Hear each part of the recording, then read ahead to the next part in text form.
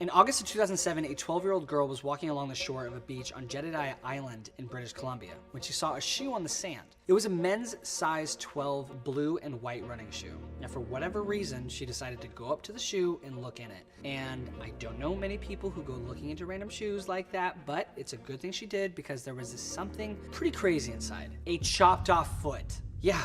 So like inside the shoe, there was a sock, and inside the sock was a little human foot, severed at the ankle. 6 days later, a couple was on a nice oceanside hike in Gabriola Island, British Columbia, when she saw a black and white Reebok sneaker. And sure enough, there was a severed foot inside. Oh, and get this, the second shoe found was also a men's size 12. So on 2 different occasions, a singular size 12 shoe washed up on the ocean in Canada with a cut off foot inside. That can't be a coincidence. And I know what you're thinking. Do both feet belong to the same person? I thought the same thing too until I found out that they were both right feet. An officer from the Royal Canadian Mounted Police said in a newspaper interview, finding one foot is like 1,000,000 to 1 odds. But to find 2 is just crazy. Foot number 1 was eventually matched to a deceased man whose family declined to provide any additional information. The only thing mentioned in one of the articles about this case is that he suffered from depression, which I think is only mentioned to suggest that this man ended his own life. Foot number 2 hasn't been identified yet, but officials were able to determine it most likely floated up the south and was brought ashore by an animal. Well, over the next year, 5 more feet washed up in that area. Foot number 3 was found in a size 11 right Nike sneaker. It was later matched to a 21-year-old man from Surrey, BC, who was reported missing 4 years earlier. Foot number 4 was found in a woman's blue and white right New Balance shoe. This was the first foot belonging to a female, breaking the trend of all male feet. Later, the shoe was identified as belonging to a woman who jumped from a bridge in New Westminster in April 2004, an incident that occurred over 3 years before the foot was recovered. It makes me wonder what happened during those 3 years. Foot number 5 was found in a size 11 left Nike sneaker. This one broke the trend of only right feet washing up, and intensely enough, the foot was determined to belong to the same man who had foot number 3, but they washed up 4 months apart. Foot number 6 was spotted by a camper on a beach in Washington. It was a right men's size 11 sneaker and was the first of the feet to wash up outside of BC, although officials believed it traveled south in the water. But with foot number 7, we were back in Canadian territory. This one was inside a woman's left New Balance shoe. It was later matched to the other woman's foot found several months prior. So at this point, everyone was like, what in Usher's name is going on? All these feet were surfacing on land in very concerning circumstances. For starters, it's just strange that these feet weren't connected to a body. They were all coming in at random times. They were all found inside tennis shoes. And here's the thing though, even though these feet were often referred as severed feet, there was no proof that they were actually cut off like that. A constable in the case states, we want to make it clear, there was no evidence that these feet had been severed. There's no tool markings and no visible signs of trauma. It appears that these feet have naturally disarticulated from the bodies through natural processes. I want to say that makes more sense, but I honestly don't know if it does though. Like, how would all of these people casually land themselves in the ocean and only their feet were coming up? It almost seems more logical that there was a serial killer who went around chopping people's feet off and dumping them in the ocean. Although according to my good friend science, bodies naturally decompose fairly quickly in the water, and they often sink to the bottom too. But portions of the body that are more protected, you know, like a foot inside a shoe with rubber soles and thick fabric, don't decay as quickly. Also, shoes float pretty easily because 1, they have rubber soles, and 2, they are often air pockets in shoes that make it easy for them to rise up. Another thing science tells us is that it's common for decomposing bodies to separate at the joint. And if these bodies sank to the bottom of the ocean, they were likely fed on by sea creatures who prefer to gnaw on the soft, fleshy parts, not the bony joints. So they probably sped up the process of the foot separation, which would allow the shoe to float to the top with the foot inside. All that to say, the concept of a foot coming apart from its leg sounds absolutely insane, but in reality, it's kind of natural. Even though it's natural for a foot to break apart from the body in water, was it natural for 7 feet to wash up in the same type of shoe in the same area? Hell no! And over the next 10 plus years, things only got weirder because 14 more feet washed up in British Columbia and Washington, most of which were inside running shoes, but a few were found in hiking boots. So why is this happening? That's something still debated to this day. As you can imagine, this phenomenon dominated the media in Canada and beyond. It didn't take long for people to start coming up with all sorts of theories about whose feet they were and why they were getting washed up. Back in 2005, there was a plane crash on Quadra Island in BC. 5 people were suspected to have lost their lives, but only one body has ever been recovered. Based on the location and time the first 5 feet were found, as well as the state of decomposition they were in, officials theorized they all belonged to the victims of the plane crash, but all 5 people involved in the plane crash were men, and mystery foot number 4 was determined to have belonged to a woman. So the plane crash theory wouldn't be true for all 5 feet. And as more and more feet started appearing on the sand, this theory was pretty much thrown away. Another popular theory in the beginning was that this was an intentional act. There was a vicious foot-severing criminal on the loose. But as I mentioned earlier, none of the feet were determined to have actually been cut off like that, and no other evidence has proved this theory. 2 other subcategories in the "someone did this on purpose" theory was that the feet were dumped there by mob bosses, dealers, or traffickers. A forensic anthropologist who worked on the case said she and her colleagues got all sorts of tips in that vein. She said that people had called in about things as wild as containers full of migrants that are sitting at the bottom of the ocean.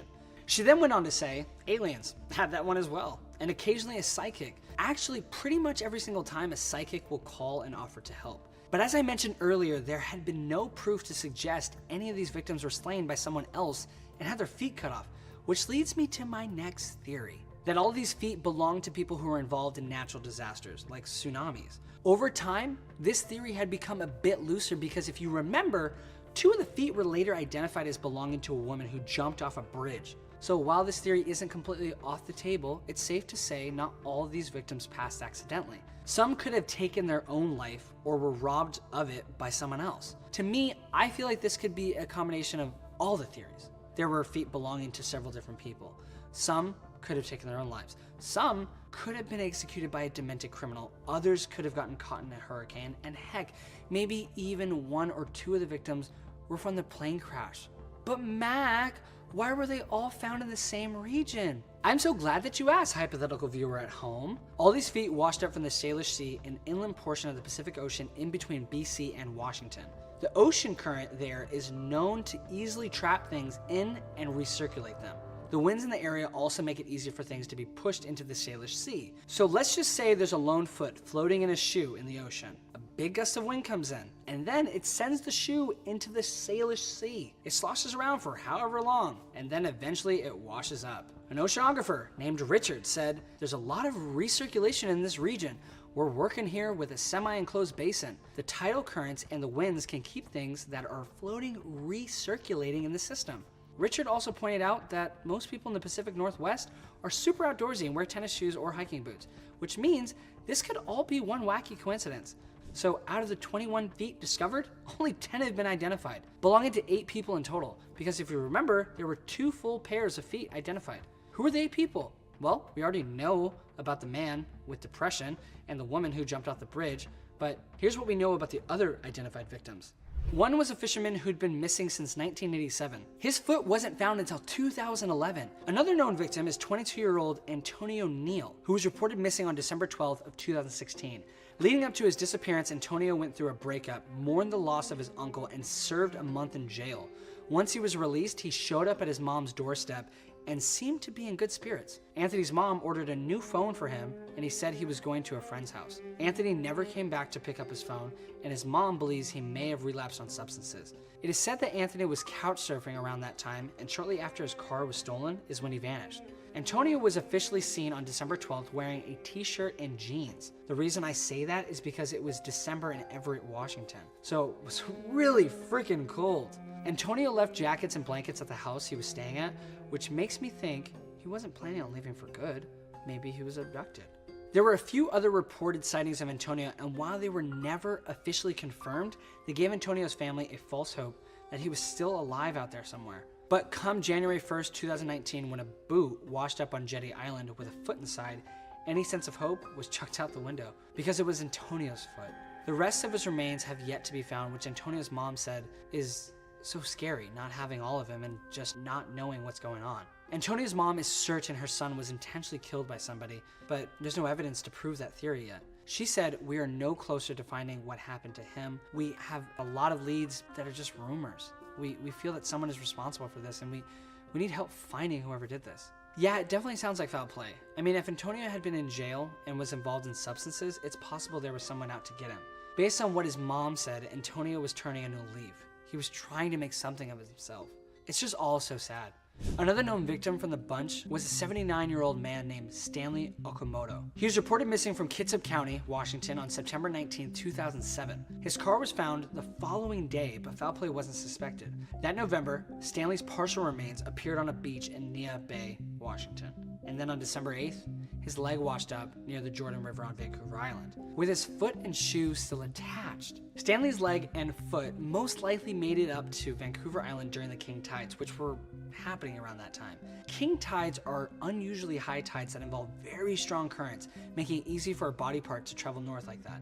Some of the other identified victims remain anonymous to the public, but I can imagine their families are still seeking answers. About half of the feet that mysteriously surfaced during this have yet to be identified though. The Coroner's Service has compared DNA from each foot to a database of missing people in British Columbia, as well as Canada's new National Missing Persons DNA program that launched in 2018. But officials have been unable to determine who the remaining feet belong to. It's hard because some of those feet spent a very long time in the ocean. Over time, it becomes harder to get a good DNA sample from a foot that suffered the harshness of the salty ocean water for that long. And it's not like you can tell much about who someone is by a decaying foot in a waterlogged shoe. So even though scientists and medical professionals have been able to explain away this whole phenomenon, people are still suspicious that something deeper is going on. Back in 2007, there was an influx of missing men in the Vancouver area ranging from 19 to 32 years old. From the late 1990s to the early 2000s, over 20 men vanished in the area, and most remain unaccounted for. So what if some of these feet belonged to the men who went missing, and this whole series of discoveries was from an intentional body dump? Sure, there may have been a few outliers of people involved in accidents or self-inflicted injuries, but most people have a hard time brushing this whole thing off. What do you think about why these feet were washing up, and who do they belong to? Was there a criminal behind it all, or was it just the perfect combination of natural disasters and accidents working in tandem with the ocean's current? I'll see you guys next time, and until then, keep an eye out for floating feet in the ocean.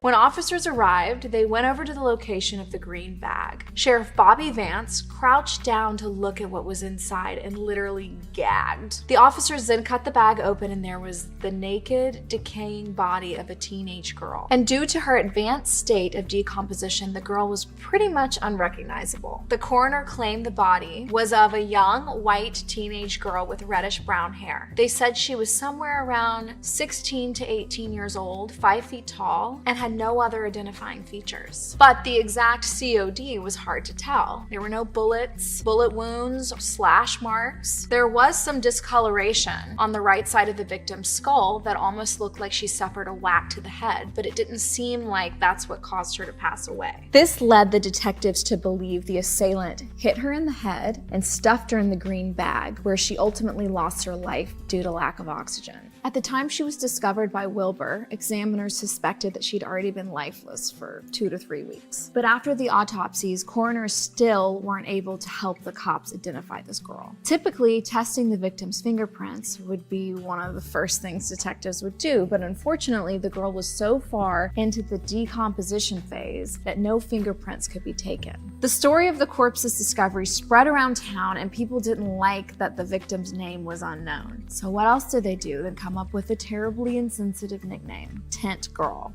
A sketch artist was hired to draw the girl's face, and that sketch was plastered around town in hopes she would be identified. Officers got a lot of leads about missing people who'd look like the girl on the flyer, but detectives went through each and every lead, slowly ruling them out due to inconsistencies in details like the victim's height and hair color. Filtering through the leads, there were a few that stuck out to investigators. One was about a girl named Doris who went missing while hitchhiking south from Maryland. Another was a statement from a trucker who was driving on the highway nearby. He said he saw 2 hitchhikers around the area the body was discovered in. One was a guy, one was a girl, and they both struck the driver as odd because it was rainy and they weren't wearing the right clothes. The detectives thought maybe the hitchhiker was Doris. That lead became pretty hot because someone else called the police after that saying he picked up 2 hitchhikers on April 14th who also weren't dressed for the weather. Okay, has anyone stopped to think these people may just not have rainy attire there. If they're hitchhiking, they could be traveling through and just weren't prepared for the rain. So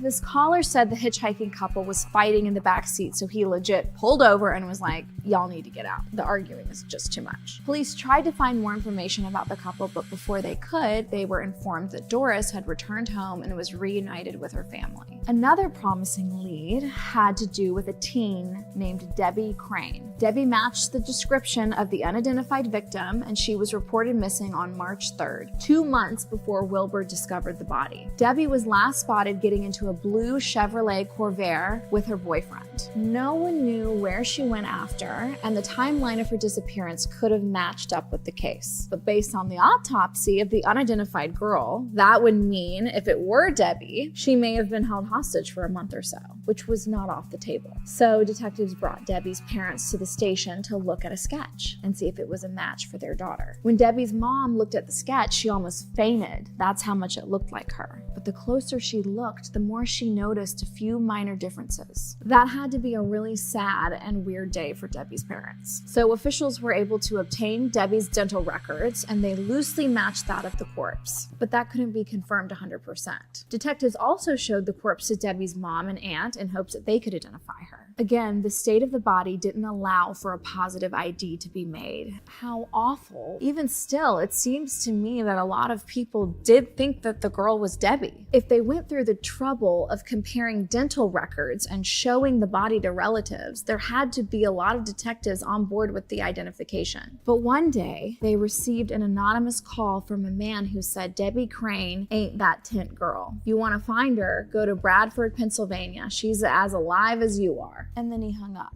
Shocked and confused, one of the detectives made the drive to Bradford, and the caller was right. Debbie was there, living with her boyfriend. Like, she didn't think to tell her mom or one friend or someone? Apparently, Debbie's boyfriend promised her he'd find them a place to live if she left with him. So that day, she was last seen in the blue Chevy. They drove straight to Pennsylvania. When the detective found this out, he sent the couple home, and it was back to the beginning with the investigation. Although police weren't getting any more hits from missing persons cases, they had sent off the tent bag, rope, and a towel from the scene in hopes that they'd find out more information about where those items were from or who they belonged to. But the reports came back, and all the material was common and couldn't be pinned to a specific manufacturer or anything.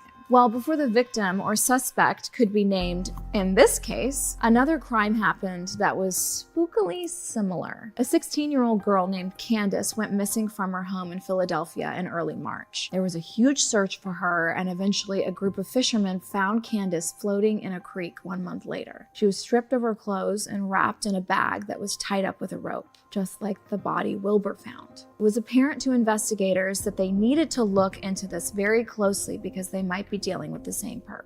In Candace's autopsy report, medical examiners said there was no identifiable COD and noted discoloration on the right side of the skull. Those were the same findings in the other girl's autopsy. The two victims had also been stuffed in the bag, tied up, and dumped in a very similar manner. But detectives weren't able to find out much information about the perp, and in turn, nothing new about the body in Kentucky. So another sketch of Tent Girl was drawn with a few slight changes to her facial shape and features. A bunch of leads came in, but they were all weeded out one by one. By then, the body of the unidentified girl was in such a bad state, no more evidence could be collected or determined from it. So officials had her buried in an unmarked grave at Georgetown Cemetery. She had no headstone at first, but a bunch of locals who were really invested in the case raised money to get her one made after the fact. The headstone had the police sketch of her at the top with the text, Tent Girl found May 17, 1968 on US Highway 25 North. Died about April 26, May 3rd, 1968. Height 5 feet 1 inch. Weight 110 to 115 pounds. Reddish brown hair, unidentified. Dang, that's so sad. Anyway, years passed, and it really seemed like the case would stay cold forever. But wait until you hear this. Wilbur Riddle, the man who initially found the girl, had since retired and moved away from the Georgetown area. Well, his daughter, Lori, started dating a guy named Todd Matthews, and one day she brought him over to meet her dad. The two got to talking about the case, and Todd became extremely invested in the story of Tent Girl. Like Wilbur, he still wanted to provide this girl's family with closure after all those years. So Todd decided to review the case and see if there was any new information or leads that were missed on the initial investigation. Todd and Lori eventually got married, but they had some relationship troubles because Todd was so committed to solving this case. He was looking at other missing persons reports, reading all of the old newspapers, FBI notes, everything. And when Todd got to the part about the white towel, he read that specialists at the FBI lab thought the material of the towel was very similar to a diaper or towel for babies. So Todd started to speculate that maybe this girl was older than detectives thought she was. He wrote a letter to the police to present his findings, as well as the theory that Tint Girl was older and may have had a baby.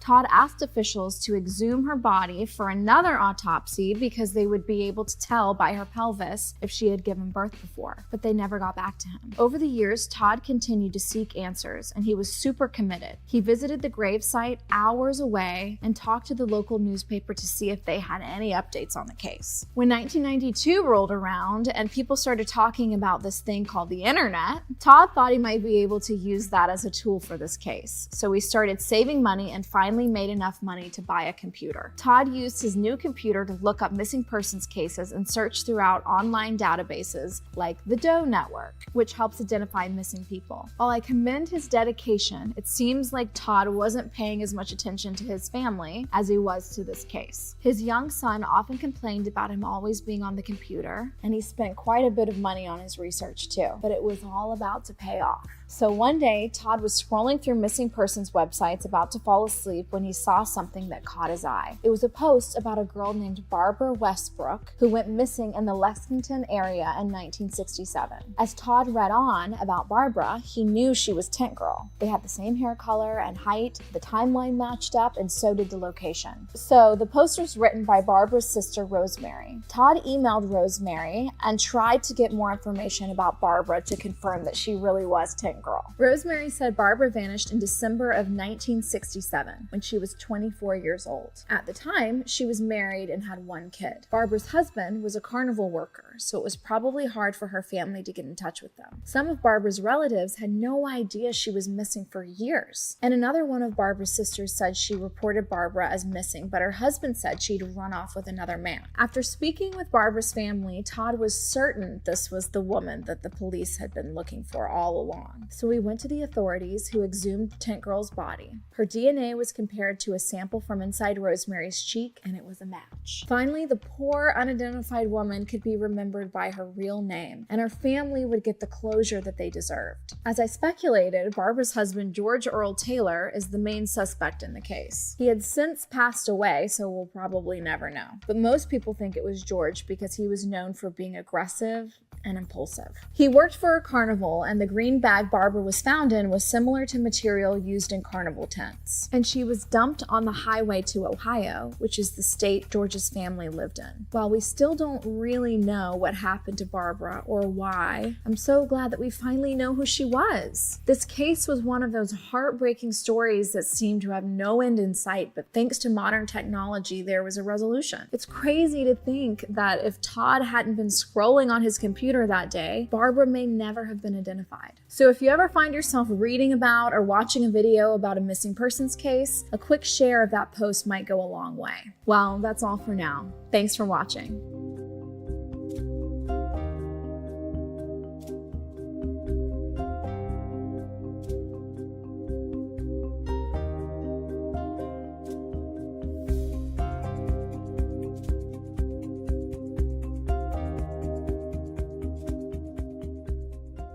For Jennifer Persia's mom and stepdad, their worst nightmare became their reality when they stepped foot into their home one evening to find their daughter lifeless on the floor.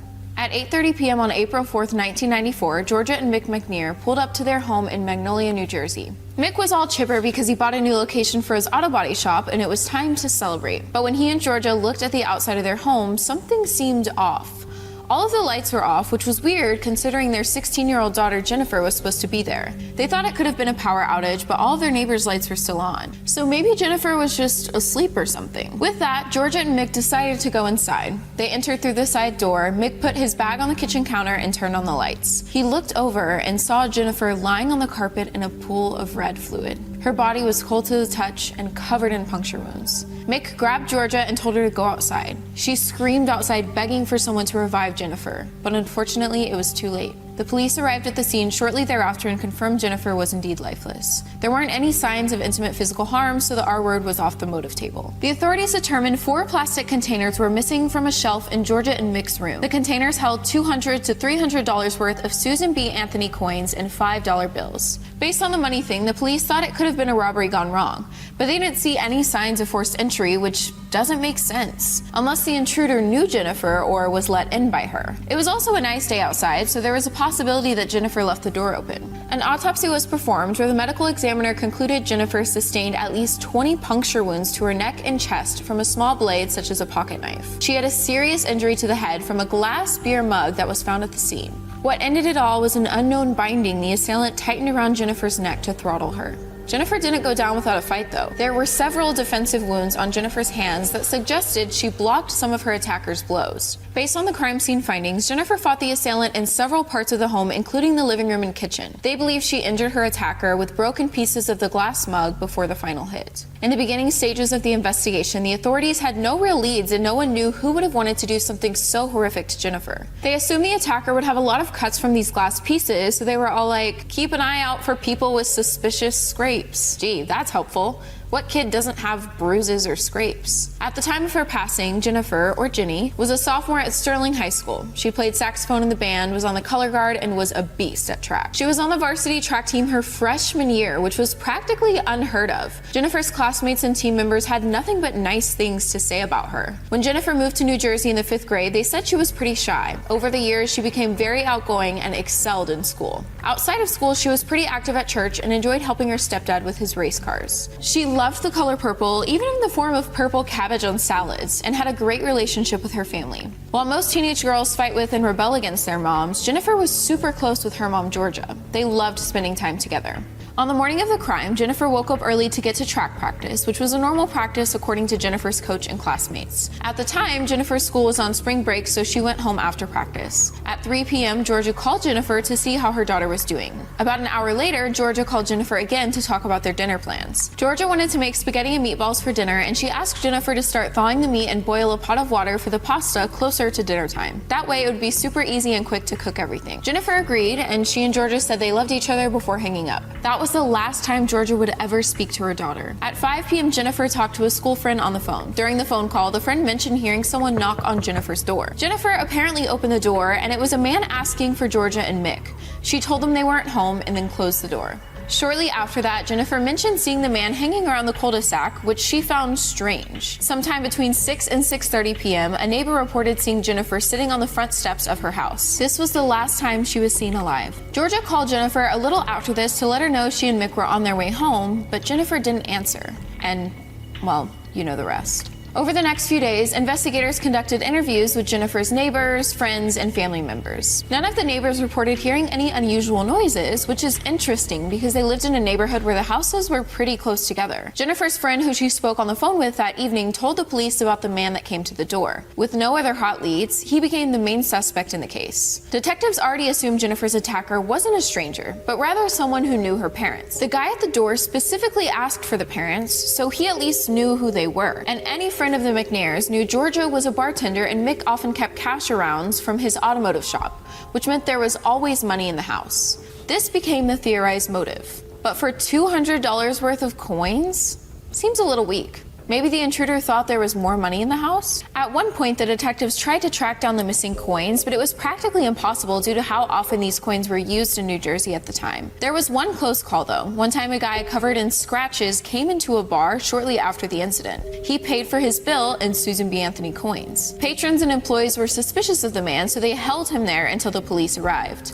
The police questioned this dude, but found no evidence that connected him to Jennifer's case. Even with DNA evidence from the scene, the coins, and the tidbit of information from Jennifer's friend, the police had no luck in identifying the perp. Years later, it was revealed that Jennifer referred to the man as an old family friend when she was on the phone with her classmate. But still, nothing. Georgia and Mick ended up moving away because it was too much to live in the house where they found their lifeless daughter. Yeah, I bet. Broken hearts, they moved to Lawnside, but remained active in Jennifer's case, checking in with the detectives on leads and keeping Jennifer's memory alive through candlelight vigils and fundraisers. One time, Georgia and Mick hired a psychic in 1997 in hopes they'd find more about what happened to their daughter. The psychic believed Jennifer was attacked by 2 teenage boys who were sent by a girl who thought Jennifer was trying to get with her boyfriend. Investigators exhausted this theory but found no reason to believe there was any truth to it. Although Jennifer had recently broken up with her boyfriend before the incident, there was no evidence that suggested she was connected to any other guys romantically. And for those curious, the police cleared Jennifer's ex as a suspect in the beginning stages of the investigation. In 1998, the authorities finally had a suspect, the McNears' old neighbor, Steve, the same neighbor who opened up his home to the grieving parents on the night of the crime. Steve definitely fit the bill. He was a close family friend, knew the McNears had cash in their home, and was someone Jennifer would open up the door to. But how wrong would it be that he let the parents stay at his home after just slaying their daughter? That gives me the shivers. Fortunately, not much was publicly stated by the authorities about their investigation of Steve. They actually didn't even name him. The parents did. That being said, it is believed that DNA tests were conducted, and since Steve was never charged, it's safe to say he wasn't a match. And just like that, it was back to square one. Years passed, and Jennifer's case remained cold. The only advancement made in the case was the announcement that detectives believed the crime could have been carried out by a group of assailants, not just one. What a profound discovery. It wasn't until 2013 that another suspect was named. But before that, both Mick and Georgia passed away. Mick in 2007 and Georgia in 2009. Mick and Georgia left this world without knowing who did this to their daughter. The last several years of their lives were emotionally exhausting, to say the least, and it's just heartbreaking that they didn't get any sort of closure. In an interview she did shortly before passing away, Georgia stated she knew she wouldn't live to see the day her daughter's assailant was arrested, let alone identified. She had some peace of mind knowing that the last thing she said to her daughter was, "I love you." But that didn't make up for the grief of losing Jennifer. So I don't think I mentioned this earlier, but Jennifer had an older sister named Carol. Before Georgia passed away, Carol promised her mother that she would do everything in her power to bring justice to Jennifer. And since both parents passed away, Carol has really taken charge of forwarding Jennifer's case, raising money for the cause, and continuing to spread the word. Fast forward to 2013. That May, Carol did an interview where she stated her theory that a man named Scott David Ross was responsible for her sister's demise. She said her parents, Mick and Georgia, believed this to be true as well. So who is Scott Ross? One of Mick's employees at the body shop. He was like a son to Mick. Carol stated she believed Scott was a guy who knocked on the door that day for many reasons, one being the black eye he had at Jennifer's funeral. Could that have been an injury Jennifer made while fighting back? Turns out, Scott was labeled a person of interest in the case. He and his brother had been interviewed in the past and apparently gave DNA samples which weren't a match. Around the time Carol publicly stated her Scott did it theory, the authorities made plans to interview Scott again. That's when they found out Scott recently lost his life to an overdose, which complicated this case even more. The detectives hold firm to their theory that the crime was committed by a group of people. With this theory, that means Scott very well could have been involved even without being a match to the DNA. If there were 2 or 3 people, the DNA could have belonged to one of the others. But after almost 30 years since Jennifer's murder, the case remains unsolved. No arrests have been made, no other suspects have been stated, and Jennifer's family and friends are forced to go through life without any closure. Carol said in an interview, "It feels like a story that I've just been talking about year after year. Then it hits me that it's my life. It's my sister. 20 years later, I still can't believe this happened to her family." Carol continues to push detectives to take actionable steps in finding justice for her sister, and even created an online petition to encourage them further. She said she will never give up on Jennifer's case, and when she passes away, she knows her kids will continue the fight for her as well. Jennifer's biological dad, Mark, has come to terms with the fact that he'll most likely meet his demise without knowing who did this to his daughter, just like Georgia and Mick. "This case has gone on longer than she had lived," Mark said in an interview. Dang, that really puts things into perspective. But Mark started the Jennifer Persia Memorial Scholarship in 1996, the year his daughter would have graduated. This scholarship gives Mark a little peace knowing a deserving student is getting a gift in Jennifer's name. Camden County Prosecutor Sergeant Patricia Tulane stated the case is still being investigated by her and Sergeant Joe Verduro, who went to school with Jennifer back in the day. A $15,000 reward is being offered for information leading to an arrest and conviction for Jennifer's case. If you have information relating to the case, please contact Patricia or email ccpotips@ccprosecutor.org. This was a senseless act carried out by a sick person or group of people, and it's terrible to think that someone could do this over some Tupperware containers of coins. Whatever the reason, I can tell you it was not worth robbing sweet Jennifer of her life. My heart goes out to Jennifer's friends and family, and I hope this video can continue to spread awareness. If you have any theories about this case or suggestions of other unsolved cases you think we should cover, please leave a comment down below. Until next time, stay safe, be aware, and tell your friends and family you love them. Thanks for watching, everyone.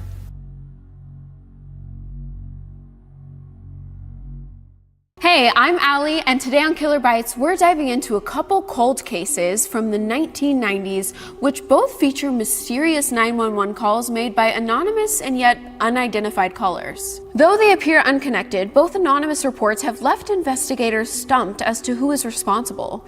Were the callers innocent witnesses who were afraid of getting too involved? Or did police receive tips about the location of these young women's remains from the very killers who took their lives? Let's dig in. Jamie Santos, a vivacious young woman with a passion for life, met her untimely end on a fateful day in October of 1999. Her death was surrounded by mystery and intrigue, leaving many questions unanswered to this day. The events leading up to her demise remain a mystery, but one thing is clear. The world lost a bright and determined soul. This is the real 911 recording that emergency services received in 1999, alerting them to Jamie's condition. 911, Bugs. Yeah. Can an ambulance or police or someone to 1765 Stonehenge Court in Wheeling immediately? There's one young woman in there who's not breathing. She's turning blue. All right, hold on just a minute, all right? Because this is Buffalo Grove. Just a minute. That's okay. Hold on just a minute, okay? I'm going to try and transfer you. Hold on a second. Hello? Yes? 65. All right, hold on just a minute. No. There's no time. Wheeling Police, Kelly. Yeah, that's the one to 1765 Stonehenge Court in Wheeling. Immediately, there's a young woman there who's not breathing. She's turning blue. 1765 Stonehenge? Stonehenge. Heads like a bush. Okay, in Wheeling? Yeah. What phone are you calling from? Well, I don't know. It's public phone. All right, Wheeling, can you hear me? This is Buffalo Grove 911. Yeah, I can barely hear you. All right, he's calling from an address in Buffalo Grove. Yeah. All right, when were you at that house, sir? Right. Sir. The caller was anonymous and claimed that Jamie was not breathing and had turned blue. The call abruptly ended when the police asked about the caller's last interaction with Jamie. This raised several red flags for the police, who quickly made their way to Jamie's apartment in Wheeling, Illinois. Upon arriving at Jamie's apartment, the police found her lifeless body. The anonymous caller was nowhere to be found, leaving the police with no leads to follow. The circumstances surrounding her death were baffling, and no clear motive could be identified. Jamie's friends and family remembered her as a resilient and determined individual who overcame dyslexia through sheer hard work and dedication. Despite her personal struggles, she was known for her kind and generous nature, often going out of her way to help others. She had a bright future ahead of her, and her loved ones were devastated by her sudden and tragic death. In order to earn more money, Jamie turned to exotic dancing, starting as a server before moving on to topless bars and private parties. Her agencies, Leather and Lace Entertainment and Spice It Up, were known to pay her as much as $1,500 per week, mostly from bachelor parties. While her profession was not ideal, Jamie had no qualms about it and embraced it wholeheartedly. She was a private person who kept her personal information closely guarded, and her love for shopping was well known. And she would often indulge in retail therapy, making the mall her second home. The circumstances of Jamie's death have been a topic of speculation for years. Some believe that she may have gotten mixed up with the wrong crowd, while others suggest that her work as an exotic dancer may have played a role in her demise. Regardless of the circumstances, her death was a tragedy that left a hole in the hearts of those who knew and loved her. In conclusion, Jamie Santos was a vibrant and determined young woman whose untimely death has remained shrouded in mystery for over 2 decades. Her legacy lives on through the memories of her friends and family, who remember her as a kind and generous soul with a passion for life. As previously mentioned, she never revealed her true identity to anyone, even though she was interested in at work parties. To ensure her safety, Jamie always traveled with a male driver who doubled as a bodyguard. She had a strict rule against sharing personal information, which she never broke, and she was known to be a late sleeper. On the Tuesday before her death, Jamie had her hair styled by a longtime friend who noted that she didn't seem like herself. This detail only added to the mystery surrounding Jamie's death, as no one knows what could have caused her to act out of character. Was she troubled by something that she could not reveal, or was it just a momentary lapse in her otherwise happy and contented life? The sudden and tragic death of Jamie Santos left many people with unanswered questions. Although she appeared to be leading a normal life before her untimely demise, something must have been amiss for such a tragedy to occur. On Thursday before her death, Jamie had dinner with her parents and went out with her sister on Friday night, appearing perfectly normal.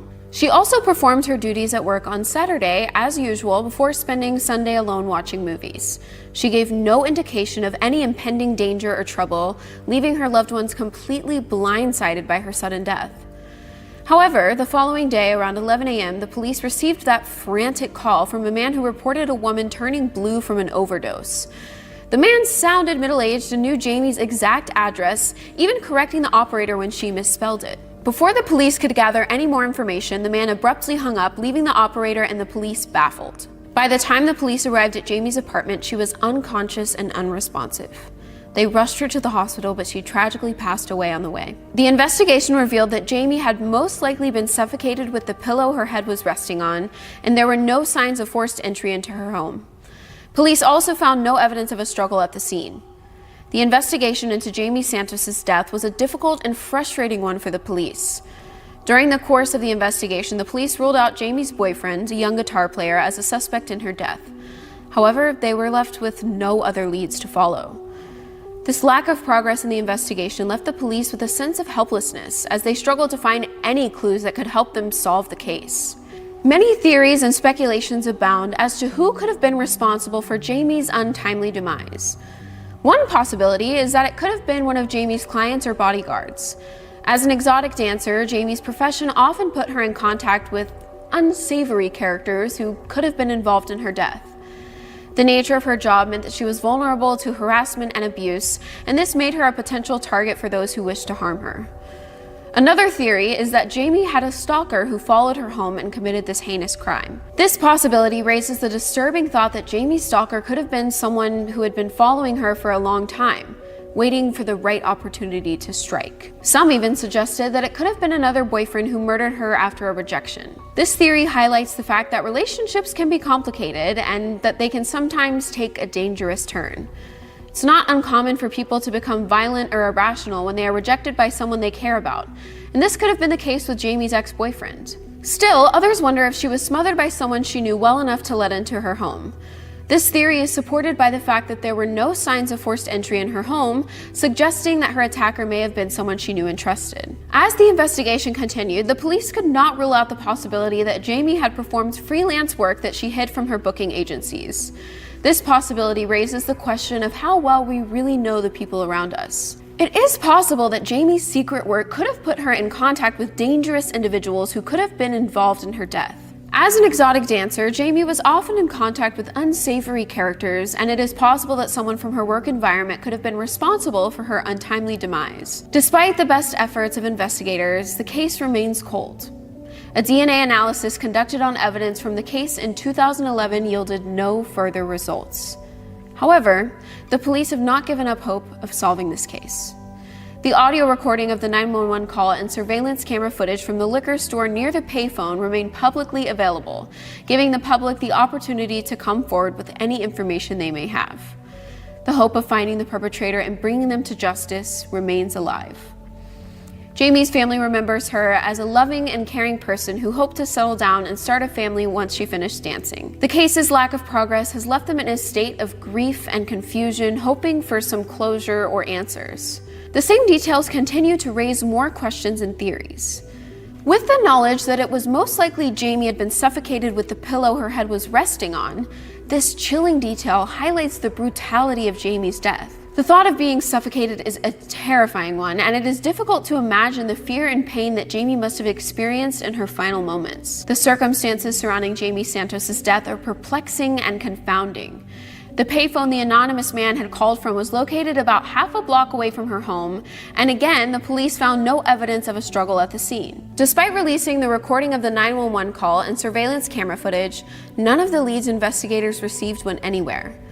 Through the lack of progress, the police continue to urge anyone with information about Jamie Santos' death to come forward. The caller may very well have been her killer, and solving this case remains a priority for law enforcement. The thought of never knowing who killed Jamie is a heartbreaking one, and her loved ones continue to struggle with the weight of her loss. We are left with many questions and no clear answers. The case of Jamie Santos remains one of the most puzzling and enigmatic unsolved cases in true crime history. The hope of finding Jamie's killer and bringing them to justice remains alive, and law enforcement officials continue to work tirelessly to solve the case. Until then, the mystery lives on, and the memory of Jamie Santos lives on in the hearts of those who loved her. If you have any information regarding the phone call or Jamie Santos' death, contact the Wheeling Police Department at 947-459-2632. Every bit of information could be crucial in bringing justice to Jamie and closure to her loved ones. The case of Jamie Santos serves as a reminder that crimes can happen to anyone, and the importance of speaking up if you see something suspicious or have information that could help solve a crime. The next case we have for you today also features an anonymous 911 caller who reported a crime.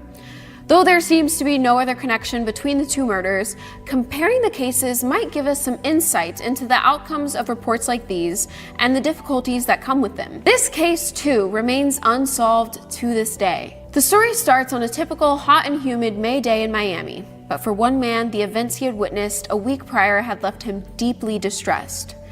As he frantically dialed 911, he struggled to find the right words to describe the gruesome scene he had stumbled upon. Speaking rapidly in Spanish, he recounted how he had been illegally hunting in a sugarcane field when he heard a commotion in the distance.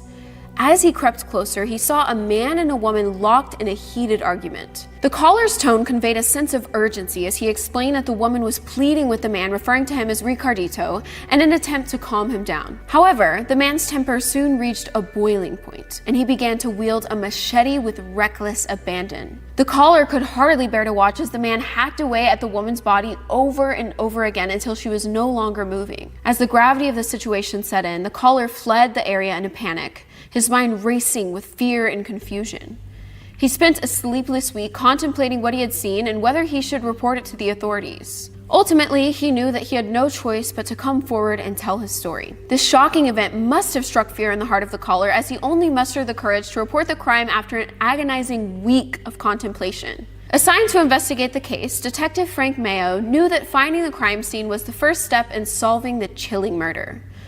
As he drove towards Belglade, his senses were heightened as his mind was focusing on finding the location described by the anonymous caller. He knew that every detail counted and that he had to remain alert and observant. Eventually, his keen eye led him to a unique landmark, an ice cream shop called Twisty Treat. The shop had once been a place of joy and laughter for local families, but now it served as an eerie backdrop for a scene of unspeakable horror. As Detective Mayo ventured behind the Twisty Treat, he found himself among a row of trees. The branches cast ominous shadows on the ground, and the air was thick with a sense of dread. It was in this concealed spot that he made the grim discovery of the decomposing body of a young woman. The sight of the lifeless body lying among the fallen leaves and earthy debris would have been a harrowing sight for even the most experienced investigator. The stark contrast between the innocence of the ice cream shop and the brutality of the scene before him only added to the chilling atmosphere. As Detective Mayo surveyed the scene, he couldn't help but wonder about the victim's life and what led her to this tragic end. He imagined her family and friends now left to grieve their loss. His thoughts turned to the killer and what had driven them to commit such a heinous crime. He knew that he had to work quickly to bring the perpetrator to justice and give closure to the victim's loved ones. The haunting image of the body, now forever etched in Detective Mayo's memory, would undoubtedly weigh heavily on his mind as he continued the investigation. He felt a sense of responsibility to uncover the truth and bring justice to the victim. Driven by a sense of duty, he found himself immersed in a complex web of emotions, anger, sorrow, and determination. As he delved deeper into the case, he would not only face the challenge of solving the crime, but also the personal struggle of coping with the horrors he had witnessed. The gruesome discovery had undoubtedly taken its toll on him. In the days and weeks that followed, Detective Mayo would revisit the dreadful scene behind the Twisty Treat in his mind, never forgetting the young woman whose life had been so brutally cut short. In conclusion, Detective Mayo's discovery of the decomposing body of a young woman behind the Twisty Treat would mark the beginning of a long and challenging investigation. The case would test his skills as an investigator and his emotional resilience as a human being. The haunting image of the crime scene would remain with him for the rest of his life, a reminder of the brutal realities of human nature. As Detective Mayo delved deeper into the case, he became increasingly intrigued by the mysterious caller Antonio. The fact that Antonio had used a payphone to report the crime suggested that he might be living in difficult circumstances or trying to maintain a low profile. The detective couldn't help but wonder about Antonio's motivations for coming forward and whether he knew more than he was letting on. Antonio's accent suggested that he was of Cuban origin, which could provide some insight into his background and connections. The detective knew that understanding Antonio's origins and connections could potentially be a vital clue in solving the case. However, despite the authorities' effort to locate Antonio, he remained elusive. As the investigation progressed, the authorities were able to identify the victim as 21-year-old Rebecca Young, a resident of Belle Glade. The news of Rebecca's death sent shockwaves through the small community, and her family and friends were left reeling from the loss. Her aunt, Lucille Williams, who had taken Rebecca in after her mother's death, described her as a quiet and shy girl who was always willing to help others. Despite the challenges Rebecca faced, including the loss of her mother, she was not immune to the darker side of life. It was discovered that she had become involved with a man known to be a petty criminal. This man introduced Rebecca to drugs and prostitution, and she endured physical abuse at his hands. The police couldn't help but wonder if the man's criminal activities had played a role in Rebecca's tragic demise. As Detective Mayo and his team pieced together the events leading up to Rebecca's murder, they couldn't help but feel a sense of anger and frustration. The fact that Rebecca had been forced into a life of drugs and prostitution was a tragic commentary on the dark underbelly of society. The detective knew that they had to work quickly to bring her killer to justice and bring closure to her loved ones. As the investigation continued, the authorities remained focused on finding Antonio. They knew that locating him could potentially provide a vital breakthrough in the case. However, Antonio remained elusive, leading the authorities to wonder about his motivations for coming forward and what secrets he might be hiding. A few weeks after Rebecca's murder, the police received a tip from a prostitute who had encountered a man boasting that he had killed a black woman. This man's suspicious behavior caught the attention of the authorities, and they quickly moved to question him about his involvement in the murder. However, the man immediately requested legal representation, and lacking solid evidence against him, the authorities had no choice but to release him. Nevertheless, the police still harbored suspicions that he was involved in Rebecca's tragic death. They knew that they had to continue to gather evidence and investigate all leads, no matter how small, to bring her killer to justice. The police were still persisting in their search for Antonio, the enigmatic eyewitness who initially reported the crime from a payphone.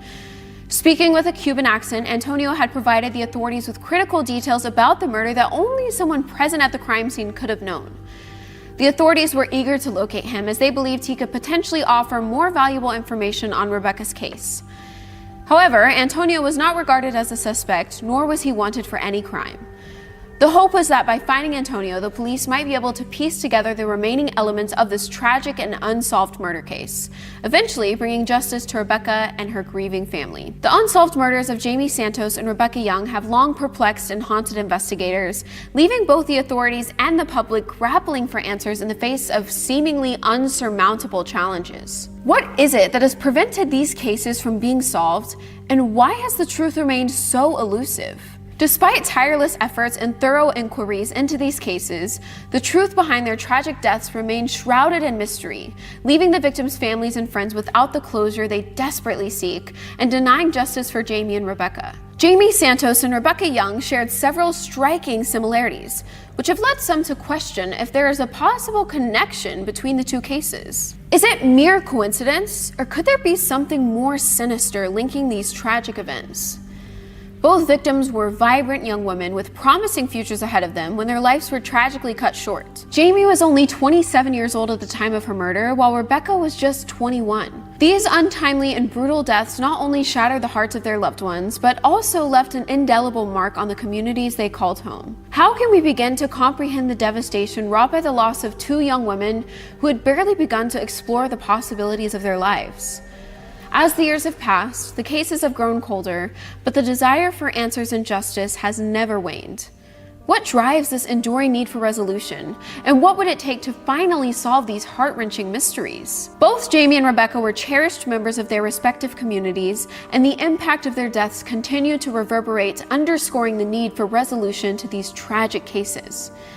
Despite the passage of time, the cases of Jamie Santos and Rebecca Young remain a stark reminder that there are still unanswered questions and hidden truths lurking in the shadows of these unsolved murders.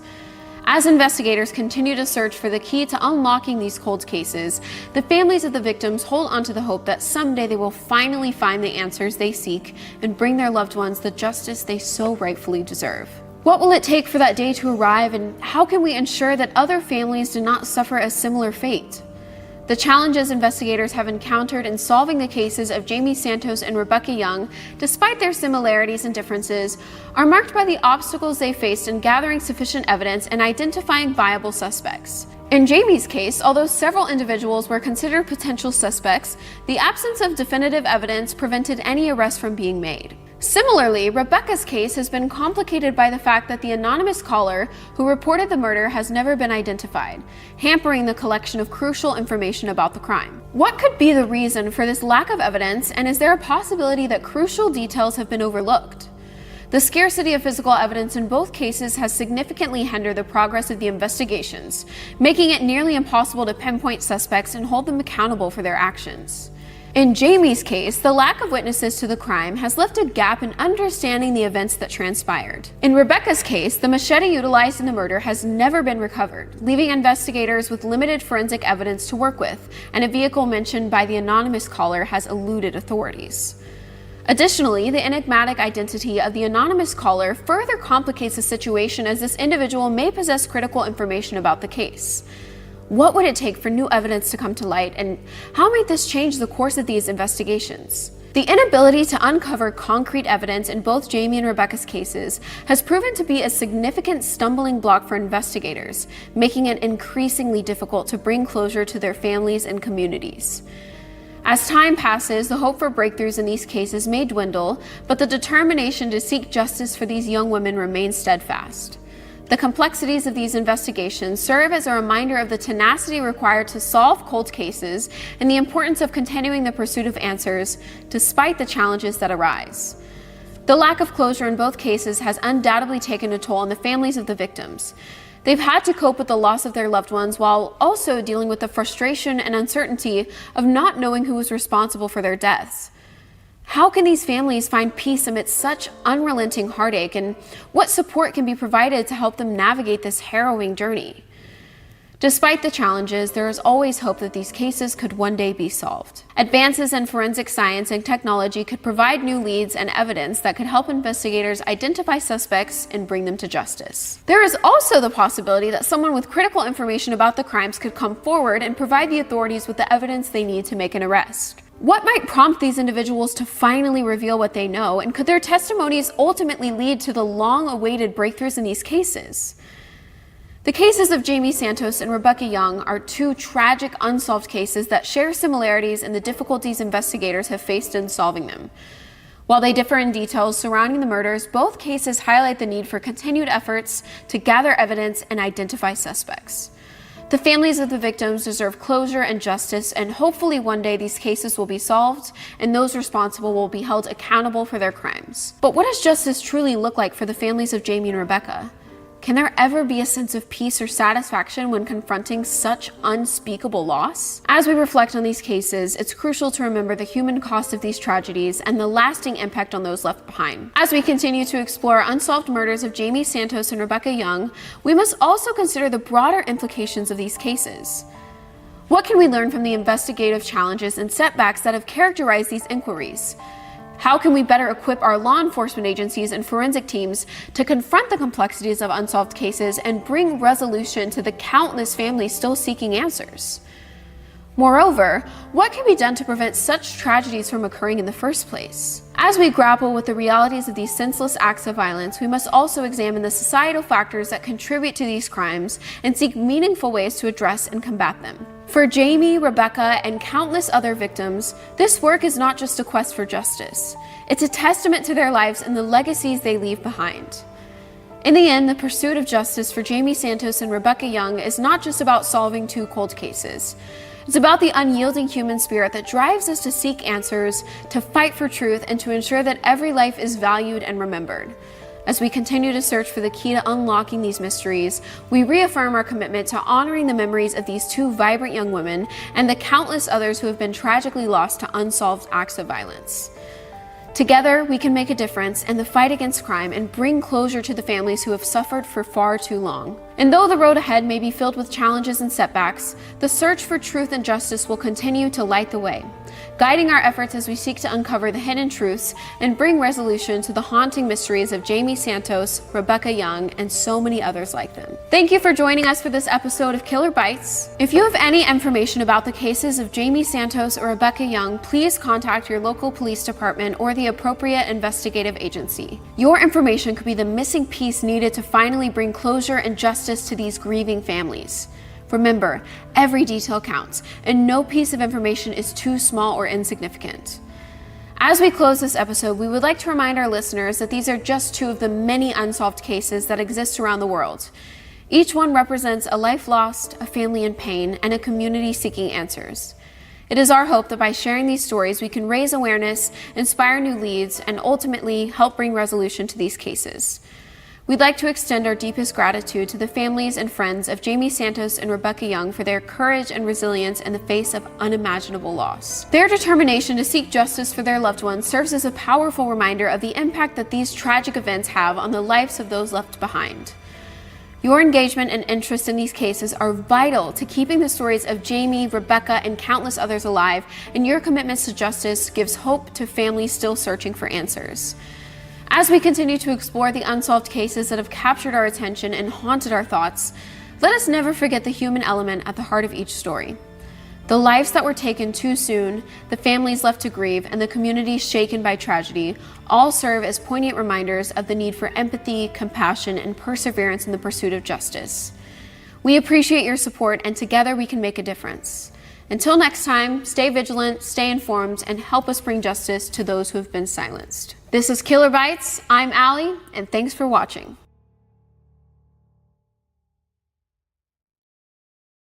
What happened to Michelle Von Emster, and how did her body end up in the ocean right off the coast of San Diego? I'm Mac, and this is Killer Bites. Today, we will be talking about the unsolved death of 25-year-old cancer survivor Michelle Von Emster. Let's get started. On April 15th, 1994, on the Sunset Cliff of San Diego, California, there were two surfers out in the waves where they noticed some seagulls perched on the top of a floating pile of kelp. They went towards the seagulls and discovered the lifeless body of Michelle Von Emster. Now let's back up. Who was Michelle Von Emster? Michelle Von Emster was from San Carlos, California, a city near San Francisco. She was part of a big family of 5 sisters. She graduated from Notre Dame High School in 1986. She went on to study at St. Mary's College, but she later paused from pursuing her education at St. Mary's after being diagnosed with leukemia. She went on to have cancer treatments, and a year later, she was a survivor. Hell yeah. But after completing her cancer treatment, she decided she wanted to celebrate by traveling. She moved to Loma Portal in San Diego, California, right near the ocean. Michelle was a free spirit and a bit of a drifter. She liked to spend most of her time at the beach. She enjoyed swimming, surfing, and gazing out at the breathtaking views. San Diego was the perfect place for her to settle down. She moved around quite a bit within San Diego, bouncing around from apartment to apartment. But eventually she settled down in a shared 2-bedroom house at 4999 Muir Avenue in Ocean Beach. This neighborhood was known for its heavy drug use, violence, mayhem, and cheap rent. This area was thought as bohemian and vibrant, but it had a crime rate that exceeded the national average. This neighborhood was nicknamed the War Zone. So you can imagine it was a pretty bad neighborhood, but it was close to the beach, which Michelle was very happy about. So what actually happened to Michelle Von Emster? Well, there are a few theories out there of what actually went down, but I'll let you decide what you think really happened. When Michelle's body was found, she was naked, but she still had a few pieces of jewelry on. She still had a bracelet and 2 rings. Michelle's body was in bad shape. There were multiple scrapes and bruises. The butterfly tattoo on her shoulder was half gone due to the skin being torn off. Also, her leg was missing from the thigh down.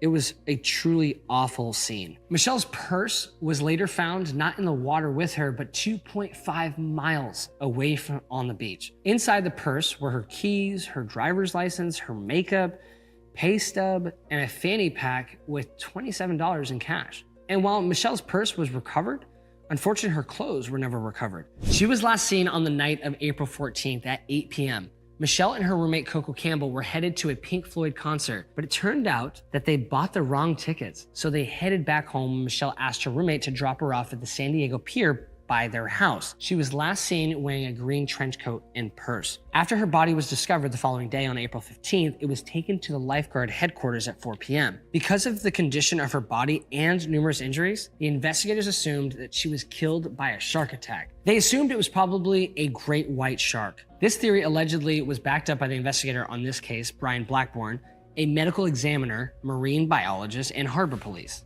An autopsy revealed that Michelle had a broken neck and broken ribs, along with scrapes and bruises along her whole body. She also had sand in her mouth, throat, lungs, and stomach. These injuries seem to line up with the shark theory. Supposedly a shark would have come up, bite her leg, and then drag her to the bottom of the ocean. And at some point her neck gets broken, her mouth fills up with sand, which she chokes and swallows. She could die from blood loss and from drowning. But the theory isn't perfect. There's this guy, Ralph Collier, who is the leading expert of Pacific Ocean great white shark behavior and ecology. He came and examined Michelle's body and made the comment, when a great white shark breaks off a part of a limb, the break is clean, almost like you put it on a table saw. What remained of Michelle's femur was anything but. It looked like what happens when you get a piece of bamboo and whittle it down to a point with a knife. I've looked at close to 100 photos of cases over the years, and I've never seen any bones that come to a point. Ralph Collier also said that it was weird that Michelle would have sand in her stomach, especially after having her leg bitten off. He said the damage would have severed her femoral artery and she would have bled to death quickly. But for her to have sand in her stomach, she had to take a big gulping breath as she made contact with the sand. There are too many things in this case that are not consistent with the great white shark behavior. Also, another investigator on the case, Richard Rosenblatt, said that if a great white shark had bitten Michelle's body, they would likely have found a great white shark tooth in her body. But the investigators did not find a shark tooth located anywhere. Richard Rosenblatt also said it could only have been a great white shark and no other type of shark. But apparently a shark probably didn't attack her. The next theory of what supposedly happened to Michelle von Emster was that she fell off the cliffs that surrounded this part of the beach in San Diego. This particular spot, the Sunset Cliffs, is known to be a little dangerous. There have been past reports of rocks crumbling, and a couple of people actually have died from falling from this area before. This theory was checked out by a San Francisco medical examiner. Yes, the scrapes, bruises, broken neck, and broken ribs would seem to line up with the falling from the cliffs down into the water. However, it was ruled out because the leg injury didn't seem to add up in this equation.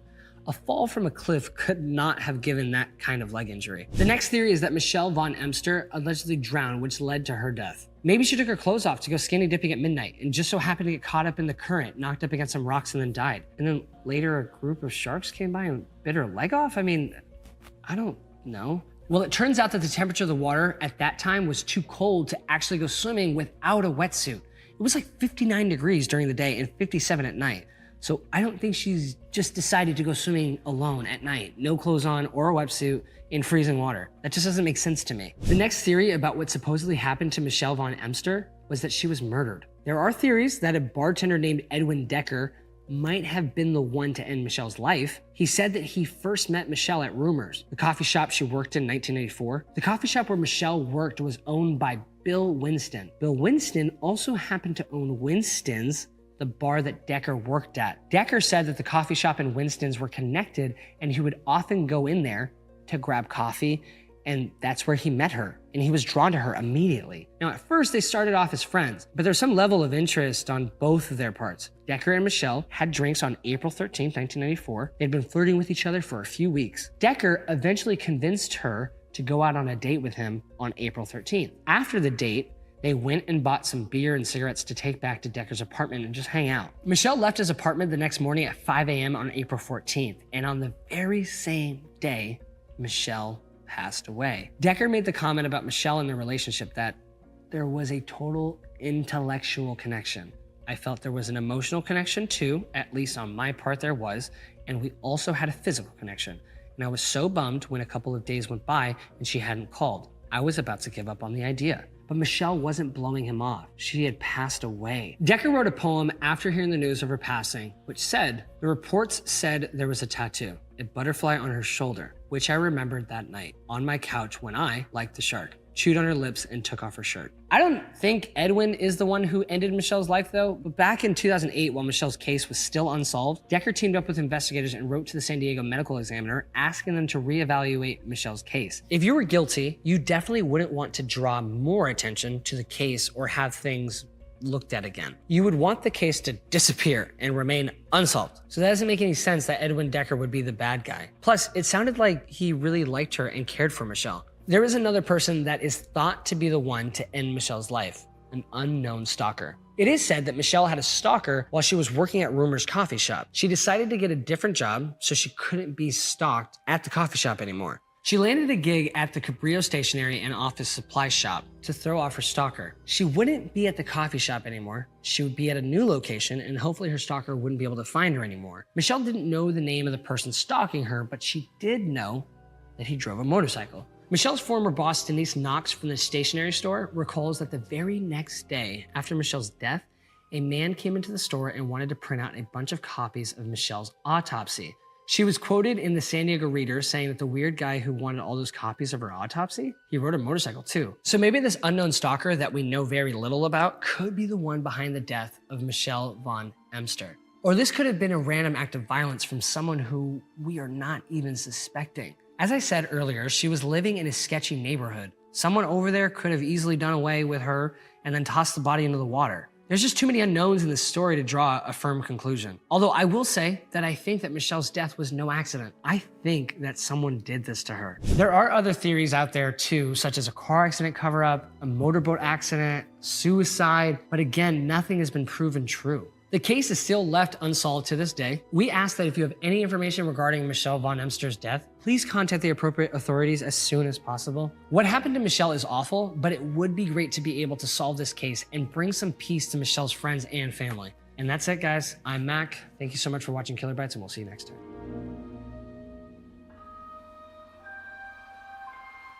If you clicked on this video not knowing what you're about to watch, let me give you a quick rundown. This is Killer Bites, a show where we talk about true crime cases while making something tasty in the kitchen. It seems a bit strange to combine those two elements, but we found the cooking lightens up the intensities of the crimes we cover, and it's satisfying to watch. Today on Killer Bites, I'm gonna tell you about Jaclyn Dowaliby's case while making Rice Krispie treats. You can find the recipe in the description below. Anytime a kid goes missing, detectives often focus on three main theories: that the child ran away, was taken by a criminal, or offed by a friend or family member who tried to cover up the crime. When 7-year-old Jaclyn Dowaliby was reported as missing, the police leaned into the third theory. They thought Jaclyn's stepdad and mom were responsible, but the only real piece of evidence they had against them was a man with bipolar disorder who said he saw someone with a big nose in the middle of the night. Huh? On the morning of September 10th, 1988, David Dowaliby noticed the back door to his home was partially open. It was like 7:15 in the morning, and he and his son were the only ones awake. Neither of them had touched the door, so it was just kind of odd. At first, David thought maybe his mom, who lived in the basement, came home earlier and left the door open. But he looked outside and her car wasn't in the driveway. So then he was all like, oh, maybe she left in a rush and forgot to close the door. David's wife, Cynthia, woke up shortly after that. And sometime around 9 or 10 a.m., Cynthia went into the room of her 7-year-old daughter, Jaclyn. Cynthia walked in to wake Jaclyn up for the day, but she wasn't there. The Dowaliby family then searched their entire home for Jaclyn, and she was nowhere to be found. Trying to stay calm, Cynthia went through all of the logical possibilities. She thought Jaclyn may have gone to hang out with friends, so David and his son then went out to look for Jaclyn in all of her usual hangout spots, but had no luck. Cynthia then went back into her daughter's room to see if she could find any clues as to where she went. I'm gonna start by melting some butter. And that's when Cynthia realized something concerning.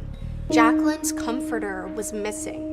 If she went outside to play with friends, she most definitely wouldn't have taken her comforter. Cynthia, still exhausting all possible options, walked over to her neighbor's house to ask if they knew anything about where Jaclyn was. On the way over, Cynthia saw the basement window to her home had been broken. Someone must have gotten in and abducted Jaclyn. At that point, Cynthia called the police to report her daughter missing. When officers arrived at the Dowalibys, they took down statements from the family members and looked around the home. They thought the the broken basement window was the intruder's point of entry, but then David was like, oh yeah, I forgot to mention this, but the back door was left open this morning. And the cops were writing in their notebooks like, this stepdad seems sketchy. Well, it's not confirmed that they did that, but officers did suspect the parents may have known more than they let on about Jaclyn's disappearance. Now I'm gonna start adding my marshmallows. Over the next few days, everyone in Midlothian, Illinois was searching for the missing girl. The detectives were certain a ransom phone call would be made, or a letter would be sent to the Dowalibys' home or the police station. A lot of times when kids are taken from their home like this,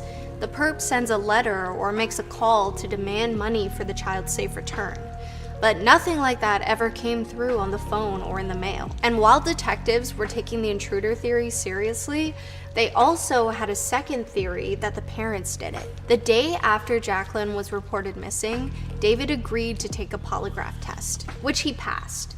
But something about the whole setup just didn't sit right with the investigators. There was more broken glass on the outside of the house than in the basement, which meant the window was probably broken from the inside. And the dust on the windowsill was undisturbed, as well as the nightstand, towel rack, TV tray, and makeup tray nearby. So detectives thought David or Cynthia may have busted the window on purpose to make it look like some intruder had gotten in that night. But why would someone want to do something like that?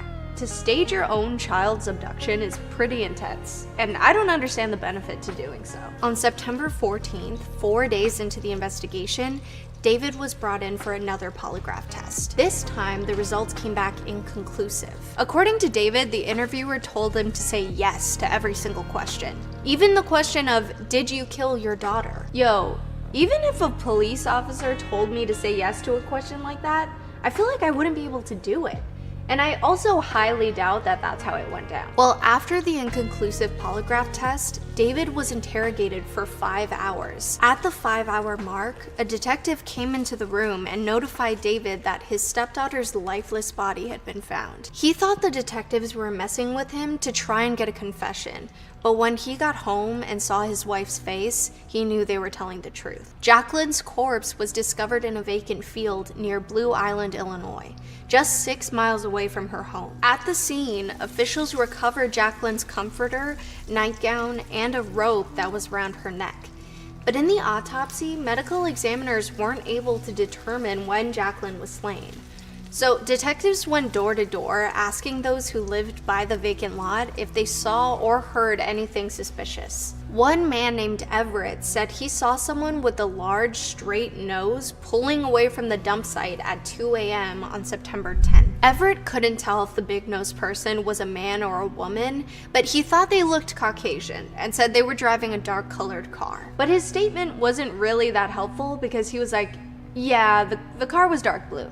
Or navy blue, or black, or maybe brown. Wait, how did he not know the color of the car, but knew exactly what the perp's nose looked like? That's a bit sus. Anyway, Everett was brought down to the station and shown pictures of potential suspects to see if he could identify the type of nose he saw. He pointed to the picture of David Dowaliby. Throughout his interview, Everett changed up the description of the car quite a bit. He went back and forth between different sizes and colors until he all of a sudden said it was a 1979 Chevy Malibu. And guess what kind of car Cynthia drove? A Chevy Malibu. Also, David had a nose that matched Everett's description. So maybe David was responsible for the crime and he transported Jaclyn's body in his wife's car? Well, Cynthia's car was thoroughly examined, and officials weren't able to find any evidence to prove Jaclyn's corpse had been in there. Some articles say hairs from Jaclyn's head were found, but she had obviously ridden in the car many times, and there was no way to determine when the hairs were left. What investigators were really trying to find was spatters of vital fluid, but they never did. 2 other witnesses came forward saying they saw Cynthia's car near the empty lot where Jaclyn was found, but detectives confirmed Cynthia's car was parked at her house during the time of those 2 sightings. That didn't mean David and Cynthia were off the hook though. In fact, it wasn't long before they were arrested for the demise of their daughter with the belief that the window was broken from the inside. 1 day after the arrests were made, the forensic report came back with confusing results. It said the window was actually broken from the outside, not the inside as the police initially suspected. Oh, But the report also said the bigger shards of glass were placed on the ground outside of the house to minimize noise, which is probably why it looked like it was broken from the inside. And that also meant whoever broke it was pretty particular about the placement of everything, which still gave reason to believe Cynthia and David could have done it. So the couple was arrested on November 22nd of 1988. So now I'm gonna start adding my rice puffs. They remained in jail until friends and family members posted their bond. Cynthia was released on December 15th, and David was released one day later. On April 5th, 1990, Cynthia and David finally went to trial for the abduction and execution of 7-year-old Jaclyn. The prosecution brought Everett up to the stand to talk about how he saw someone with a nose like David's sitting in a car by the scene that night. But the defense pointed out that the car had to be at least 225 feet away, and Everett wouldn't be able to tell the shape of the driver's nose from that big of a distance, especially in the middle of the night. Defense attorneys also brought to the court's attention that the photos Everett was shown where he pointed David out were all taken from the front. You can't determine a nose shape like that without it being a profile view. David's photo was also bigger than the others, which defense attorneys claimed was a sort of optical illusion that urged Everett to pick it. Yeah, that's sketchy for sure. Then the topic of the window came up. While the analysis said it was broken from the outside, the prosecuting attorneys questioned that an intruder came in that way. They didn't think someone could break in through the window without knocking over or messing up anything underneath the windowsill, like the makeup tray and nightstand and stuff. But the defense proved it was possible because David recorded a video of his neighbors sneaking in through the window, and they were able to get in without disturbing the scene. As shaky as the prosecution's case might seem to you at the moment, they still had a lot of other evidence to present, like a pillow that was found in Jaclyn's room with red stains, and a strand of hair that appeared to be from Jaclyn's head found in the trunk of Cynthia's car. As I mentioned earlier, the hair evidence wasn't strong enough to determine without a doubt that Jaclyn's corpse had been transported in Cynthia's car, but the fact that the strands were in the trunk makes it seem likely. A few other sketchy elements highlighted by the prosecution include a claim from Jaclyn's brother,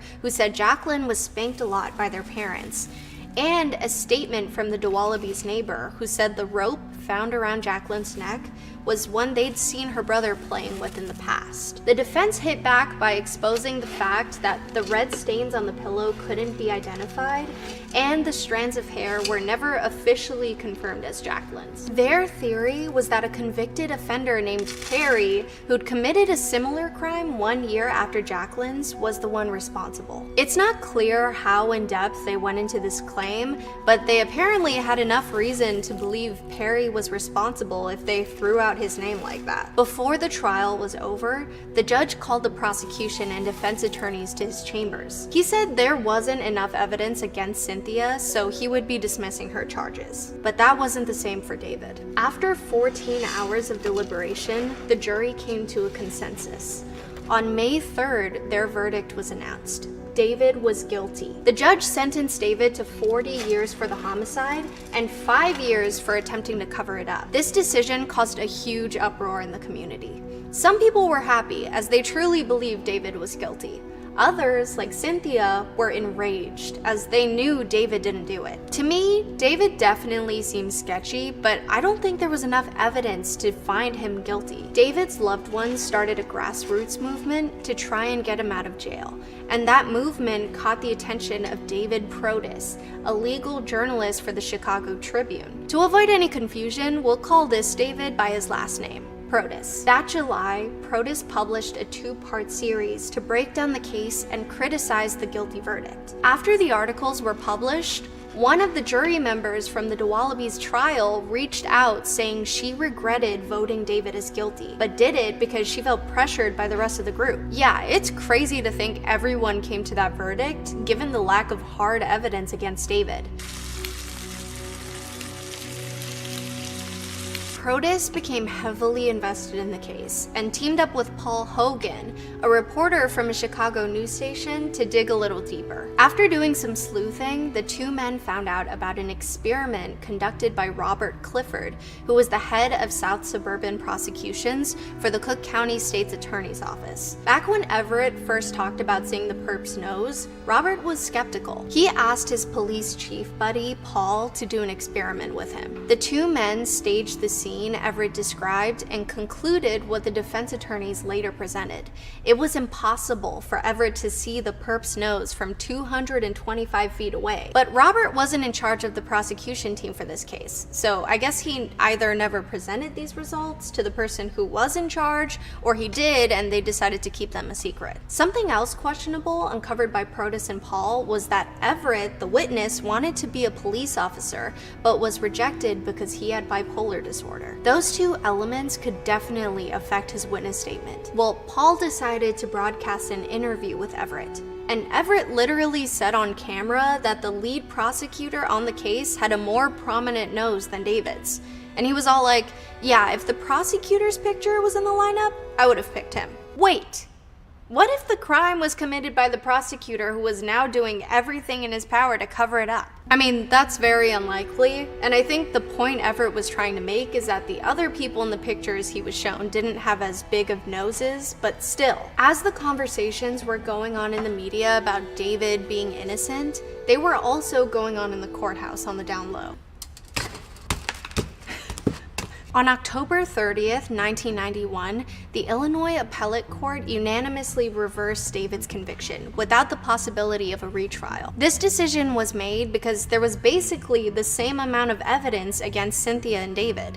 So if Cynthia was set free due to the lack of evidence, then the judge should have decided the same thing for David. On November 11th, David was set free from jail after serving 583 days in jail, counting the 24 days he spent after his initial arrest. 583 days. No other convictions have been made in Jaclyn's case, but a few other suspect names have been thrown around. You already know about Perry, the convicted offender the defense attorney pointed fingers at. But after the episode of Unsolved Mysteries that covered this case was released in late 1992, someone came forward with a new potential suspect. A paranoid schizophrenic man named Timothy Guess, who was the brother of Jaclyn's biological dad. So, Jaclyn's uncle. Timothy was interviewed at the beginning of the investigation, but told the police that he was at a restaurant all night when Jaclyn was abducted. Apparently 2 waitresses confirmed this, but then they later told Protus and Paul that Timothy was only at the restaurant for a little bit, around 9:30 p.m. They said the only reason they didn't correct their statement to the police was because they thought the Dowalibys were guilty, and they didn't want to get involved. Who's gonna tell those waitresses that that's not how that works? By confirming Timothy's alibi, they already got involved. And just because you think someone else did it, that doesn't mean you have to lie to try and prove it. Protus and Paul allegedly talked to guests who were at the restaurant that night, and they never mentioned seeing Timothy. They were also never interviewed by the police. In December of 1992, Protus interviewed Timothy, who talked all about his mental health journey. Timothy confessed to hearing voices in his head, suffering from blackouts, and taking a bunch of substances. Since he was 16 years old, Timothy said he had a spirit guide who gave him psychic powers. This spirit allowed him to do things like describe the layout of David and Cynthia's home in detail without even stepping foot inside. Protus asked Timothy how he got into Jaclyn's room, and he literally said, "I walked past Davy's room. That was the spirit talking, not me. I didn't say nothing, I just released information." Bro, believe it or not, you did just say something, and it was suspicious AF. After trying to blame all of his sketchy answers on his spirit, Timothy was all like, "No, for real, I was at the restaurant." But Protus was like, "Dude, none of the guests saw you there." To that, Timothy replied, "Maybe I was invisible that day. The spirit can help me do that. I was there physically, but no one could notice me." I feel like Timothy had to have done it. For him to straight up talk about walking into Jaclyn's room is a pretty solid giveaway. And all of the evidence against everyone else was weak. Who do you think did it? David, Cynthia, Timothy, or someone else entirely? And if you think it was Timothy, was he possessed or was this his own doing? Well, my spirit is leading me to eat these Rice Krispies, so I'm gonna say goodbye for now. Thanks for watching, everyone!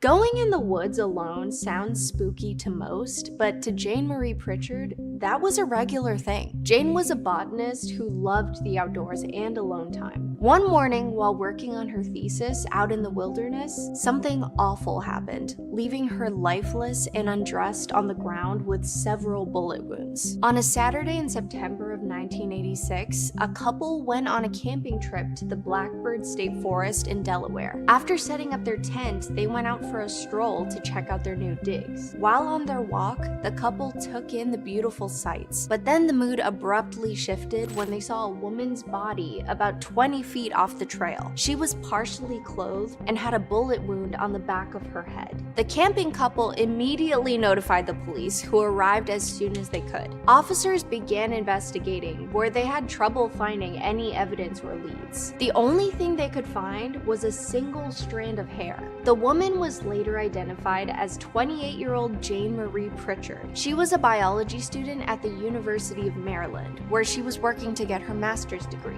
That day, she went to the Blackbird State Forest to conduct botany experiments for her thesis on the wild hog peanut, which I just learned is a plant, not an animal. So confusing. The hog peanut, or ground bean, is a native vine plant with edible seeds both above and below ground. For the past 3 years, Jane had been studying this plant, and it was a part of her thesis project. The leaves on the hog peanut vine pivot towards the sun, and Jane would set up electrical equipment to measure the movement. She just needed to collect the last bit of data to complete her presentation, and within a few months, she would get her degree, or at least that was the goal. On the morning of September 20th, 1986, Jane drove 115 miles in her blue and white 1980 Chevy Blazer, which was loaded up with her equipment. She arrived right around 7 a.m. and parked along an access road where she got her equipment out and started setting it up. The gear spanned from the edge of her car to about 90 feet into the woods. Jane was collecting information, but right before 10 a.m., her minute-by-minute recording came to a halt. That's also around the time she was last seen. So a few days after the incident, a squirrel hunter called the police to tell them he saw Jane that day and may have a lead for them. The man said he saw Jane talking to another hunter right around 10 a.m. He gave officials a description of the man he saw with her, and a sketch was drawn up and released to the press. Since it was the opening day of squirrel hunting season, there were quite a few people out there that day. Police believe there were around 25 to 50 hunters dispersed throughout the 7,000 acres of land at the park during the incident. The idea was thrown out there that Jane could have been fired at accidentally. Maybe a hunter was so in the zone that he didn't see the woman in the woods. But that theory was quickly nixed, because Jane's clothes had been taken off. This was definitely an intentional act, a crime of opportunity. In Jane's autopsy, medical examiners determined the bullet wounds seemed deliberate too. Officers sectioned off the area where Jane was conducting her research. They searched it for days on end with metal detectors and screens to sift through the soil, just looking for any clues to go off of. A few pieces of evidence were sent to the FBI in Washington, but what those exact items are remains unknown to the public. Technicians from the chemical company DuPont even conducted a thorough analysis of the bullets that hit Jane. No leads came from that. Investigators interviewed around 300 people to try and gather any more information about what went down that fateful day. But the only real person with information was that one squirrel hunter who saw her that morning. Officers interviewed him a few more times after the sketch was released. One time, he went to the crime scene with police to reenact where he was and what he saw. The investigators then called him every day for a week, and each time they talked to this guy, his story would change a bit. With the inconsistencies in his statements, detectives started to think maybe the hunter was the perp they were looking for. Oh, interesting. That's pretty clever, honestly, for the guy to come forward as a witness to try and cover up his guilt. So the squirrel hunter's name is Michael P. Lloyd. At the time, he was in his late 20s and lived in Newark, where he worked as a janitor at a pharmaceutical company. He said he came forward with the information about Jane because he felt it was his civic duty, but instead, he was pinned for the crime. Michael was constantly hounded by the cops, and at one point, they asked if his brain possibly suppressed something he didn't want to remember. He said that was the only way it could have happened, but reassured them, I know consciously I did not do it. Is that a confession? It kind of seems like one to me. After that, Michael was arrested by the cops and charged with first-degree slaughter and possession of a deadly weapon during the commission of a felony. He was held without bail. Yo, that's crazy. I wonder if he really did do it, or if the police were just being slick with their words to get him to say that. So even though the detectives were sure Michael was their guy, they thought it would be smart to double-check their belief using DNA evidence, which was brand new to the crime world in the 80s. They obtained a search warrant for Michael's house to look for any additional evidence and obtain a hair sample to test against the one they found at the scene. The samples were sent out to California, which was home to the only DNA testing lab in the country at the time. Well, the samples were tested against one another. The results? Michael was not a match. Yep, the cops were absolutely certain Michael was the perp, but the evidence seemed to say otherwise. In August of 1987, the charges were dropped. Michael was released from prison, and it was back to square one for the detectives on Jane's case. You know, this story is making me nervous to come forward as a witness. Here Michael was trying to do a good thing, and then he got put in jail for it? I wonder what would have happened if they never tested the hairs. The prosecutor believed it was his duty to do justice and stated that with this finding of the expert, justice requires the state not to proceed with insufficient evidence. Needless to say, I am very disappointed. Jane's family was shocked to hear the news, but they obviously didn't want an innocent man to be punished for a crime he didn't commit. They just wanted the real perp to be found and convicted. Poor Michael was relieved to be let out, but was just pissed about the whole situation in general. He said his time in jail was the most degrading and humiliating experience of his life. When he was arrested, Michael said he lost everything: his job, apartment, reputation, and dignity. Michael will forever be haunted by the memories of being in prison for something he didn't do. And he'll especially remember the 4-day period when there was no running water or working toilets. Gosh, I can't even imagine what it must feel like to be accused like that, and what it must have smelled like when the toilets didn't work.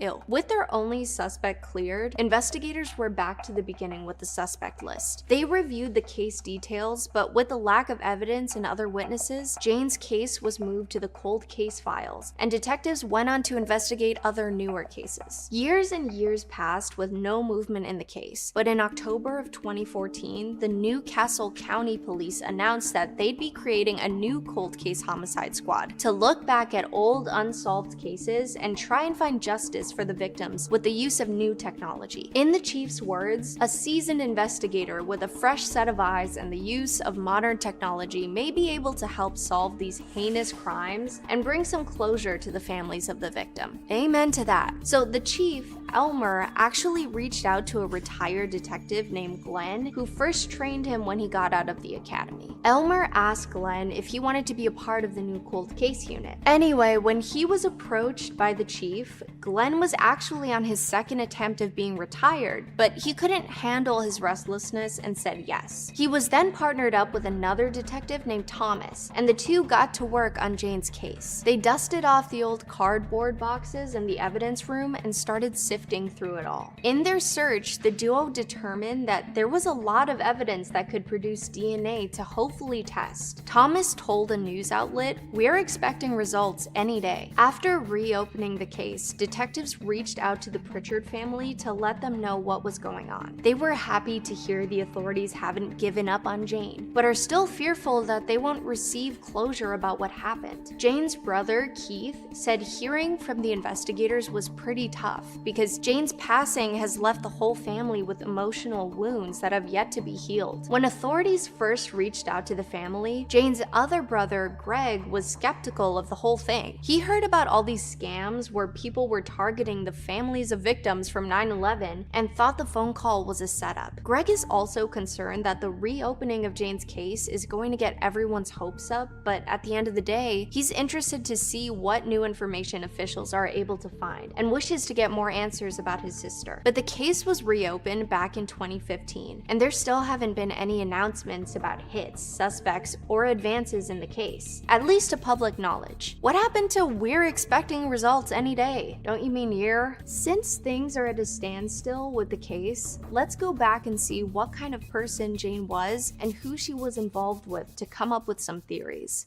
Jane grew up near Barnesville, Maryland on a 38-acre farm with 3 siblings, 2 older brothers, Keith and Greg, and 1 younger sister named Beth. Out of them all, Jane was closest with her bro Keith. Since she was a child, Jane loved everything about the outdoors, especially plants and horses. Jane's mom, Audrey, said Jane was always interested in plants and always growing something. Audrey even said Jane would make the whole family all sit around the table while she presented her findings on whatever plant she was studying. Overall, Jane was described as independent, adventurous, and driven. She graduated high school in 1976 as valedictorian and went to Western Maryland College, where she got her bachelor's degree in biology and political science. She graduated in 1980 with honors, of course. After obtaining her bachelor's degree, Jane got a job at the Maryland National Capital Parks and Planning Commission as a gardener. She moved into a small cottage in Clarksburg, which was about 15 minutes from her parents' house. There, she landscaped and gardened her little heart out for 4 years before deciding to go back to school to pursue a master's in botany. Once she made that decision, Jane got in her 1977 Datsun 2000 convertible and drove all the way to California by herself, looking for the perfect school. Jane was hoping to attend a school that would accept her in their program as a student and a teaching assistant ASAP. Audrey told interviewers, once she made up her mind to do something, she wanted to do it yesterday. After her cross-country trip to Cali, Jane landed on a school a bit closer to home, the University of Maryland. She then moved to Clarksburg, Maryland, which is a suburb of Washington, D.C., and began her schooling with the ultimate goal of becoming an environmental lawyer. Due to the nature of her field, Jane spent a lot of time at Blackbird State Forest. The forest is about 15 miles north of Dover, Delaware, a very quiet and calm area where violent crimes were few and far between. In the 2 years leading up to Jane's attack, she had gone to the park numerous times. Unlike the other visitors of the park, Jane came without a weapon and wasn't into hunting or anything. Okay, so that leads me to believe someone saw her at the park regularly and decided it was the perfect setup to abduct her. I mean, think about it.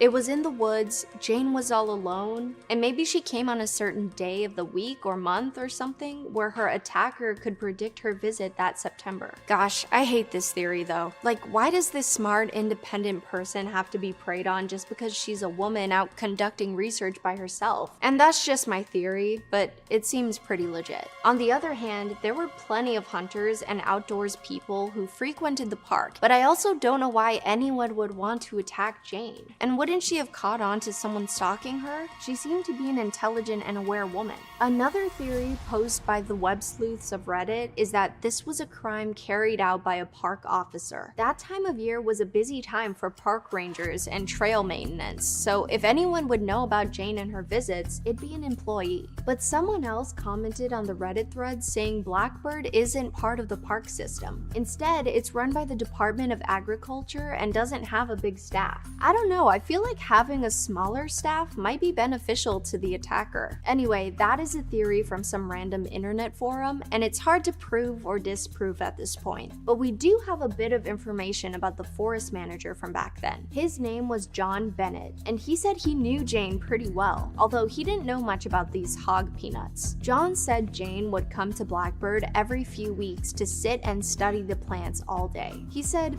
there was something about that girl. She was very dedicated and enthusiastic about her work. If I'd let her, she'd have spent days telling me about her work. A part of me thinks this could be read as creepy, but it also seems like John truly did just respect Jane for her enthusiasm about and commitment to the outdoors. He also had worked in that position for somewhere around 17 years, so he seemed to be a nature lover himself. Well, those are the main two theories that I've found or come up with myself, but I'm sure there are many other possibilities out there. Who knows? The perp could have even been a student Jane taught at the university that didn't like her or something. So now it's time for you to let me know your thoughts in the comments below. Do you think Jane was slain by a hunter out in the forest, one of the park rangers, or maybe even Michael, and the one strand of hair is just unrelated? Thanks for tuning in to hear about Jane Marie Prichard's story. We'll see you next time on Killer Bites.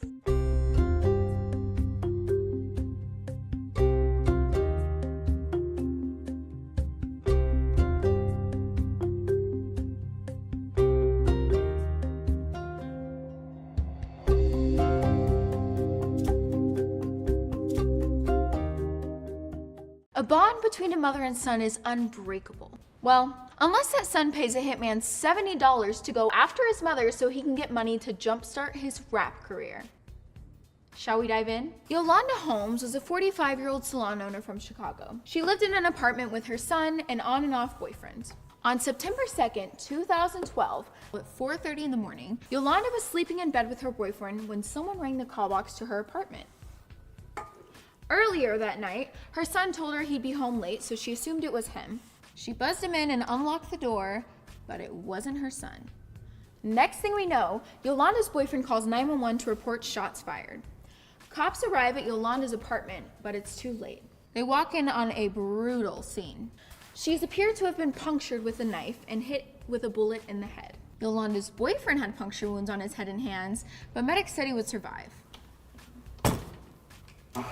Investigators noted there were no signs of forced entry. They found headphones, cash, and a Glock on the scene, but they could not find a knife. But the headphones were able to be tested for DNA.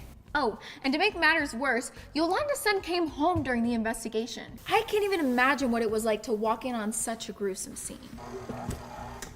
So what happened? The first person the police interviewed was Yolanda's boyfriend, Curtis.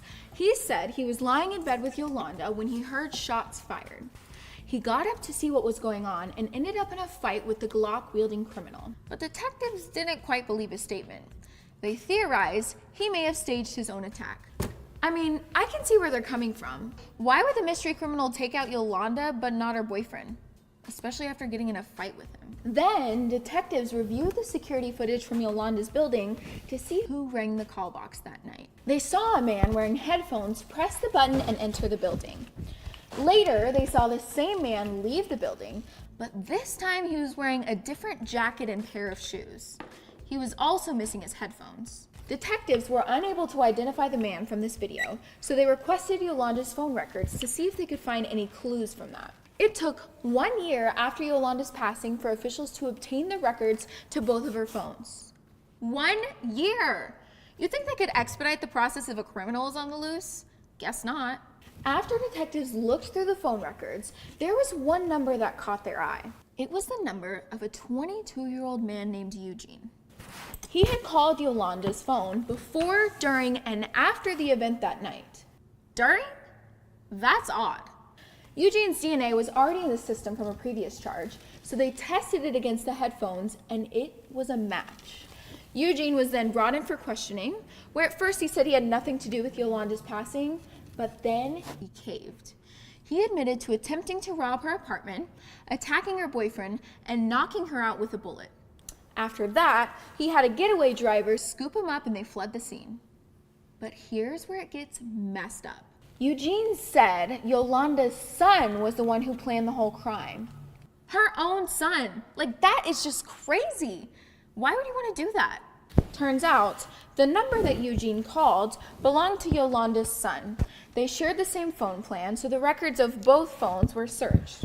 So when Eugene walked into the building with headphones on, he was actually on the phone with Yolanda's son, who was coaching him through the whole thing. I don't care how bad of a relationship you have with your mom, that is so fucked up. So what was going on between Yolanda and her son that would lead him to orchestrate such a gruesome act? Apparently, he had recently been laid off from his job and cut off from his mother.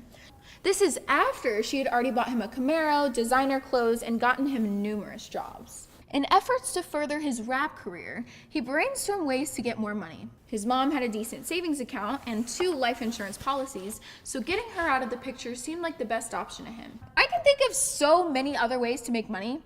Maybe apply for a job for starters. According to Eugene, Yolanda's son offered him $3,500 to take out his mother. But if he was laid off and not getting money from his mom, where was this money coming from? Well, actually, Eugene also told the police he was only given $70. So I guess Yolanda's son thought, oh, I'll just give Eugene $3,430 less than I promised. He won't notice. Also, why would anyone willingly take the life of someone else in general? But for $70? That's absurd. But now it's all making sense because at Yolanda's funeral, her friends and family mentioned the son seemed very unaffected and numb to his mother's passing. Yeah, because he's the one who did it. And 1 week after Yolanda was taken out, her son wiped out $90,000 from her bank account. Okay, let's just get him in jail already. Well, you guessed it. Yolanda's son was brought in for questioning. He admitted to setting up the act so he could get money. After that, Yolanda's boyfriend was cleared as a suspect, but it wasn't until 2019 that Eugene and Yolanda's son went to trial. This is 7 years after the initial incident. Eugene was convicted and sentenced to 100 years in prison for committing the crime. Yolanda's son was sentenced to 99 years for orchestrating the crime. And the getaway driver received her sentencing years prior. She was sentenced to 14 years. And our sentence? Donuts! Stories like this one always make me look around with a more skeptical eye at family gatherings. Who knows? My Uncle Bubba, Cousin Jennifer, or Sister Vicky could all be plotting to take me out. Or hire someone to do it. Okay, but seriously, I am still in shock that Eugene did all of that for just $70. $70, people! And is no one gonna address the fact that he fled the scene in a different jacket and pair of shoes? Like, did he knock out Yolanda and pop into her son's room for a fresh new fit? I don't know. But at least they're both in jail now. Be careful out there, and thanks for watching.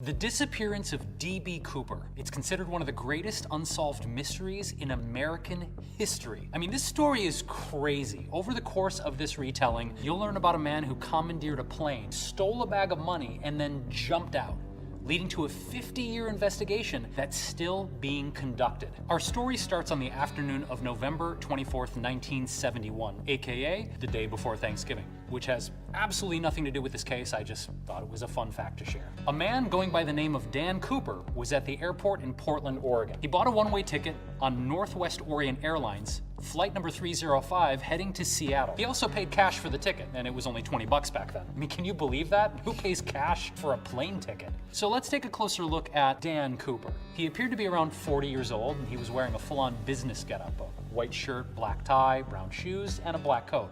He was also carrying a briefcase and a brown paper bag, you know, just your average businessman taking a puddle jumper flight. Little did everyone know that things were about to get terrifying. The flight to Seattle boarded. Now, while he was waiting for the flight to take off, Dan ordered a bourbon and soda. The plane takes off. At around 3:00 p.m., Dan gave a note to a flight attendant named Florence, and she slipped the note in her pocket. Now, he told her to open the note immediately and told her he had an explosive device. Snap. He demanded that she sit next to him, and she did, as anyone being threatened that way should. Well, she asked to see the explosive device, and he opened his briefcase to show her a bundle of red sticks and wires. Dan told Florence to write a note to give to the captain of the plane. Now, in that note, he demanded $200,000 in $20 bills, 4 parachutes, and a fuel truck in Seattle ready to refuel the plane once they landed. Florence took the note to the captain. Now, when she came back, Dan was wearing dark sunglasses. Shady. So the pilot contacted Seattle Air Traffic Control, who informed local and federal authorities. The flight passengers were told that their flight would be delayed due to mechanical problems, but in reality, they were scrambling to try and figure out how to handle the situation. So what did they do? Well, the president of the airline authorized the money and told his employees to cooperate with Dan's orders. The police and FBI gathered all the ransom money and the parachute. The serial number on the $20 bills were all documented. And meanwhile, Dan ordered himself a second bourbon, and soda. This guy, I mean, he's as cool as a cucumber, or as I like to say, cool as a stuffed mushroom.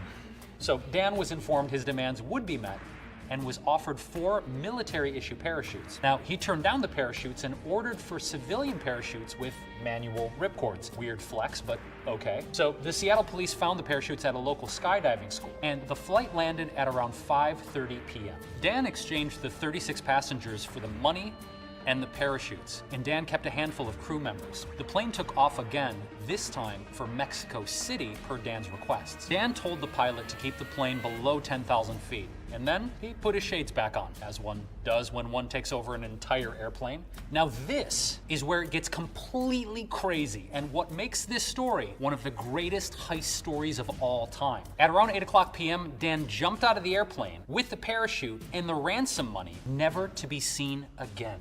What? The plane was somewhere between Seattle and Reno, and after Dan's big leap, the rest of the crew landed safely at the Reno airport. Now, after searching the plane, officials found a black tie. It was Dan's tie from earlier that he took off before jumping out of the plane. Now, that tie contained a DNA sample, and officials acknowledged that there was no way to prove that the suspect was the source of the sample material. So, what happened? This begins the infamous and mysterious investigation of Norjack, or the Northwest Hijack.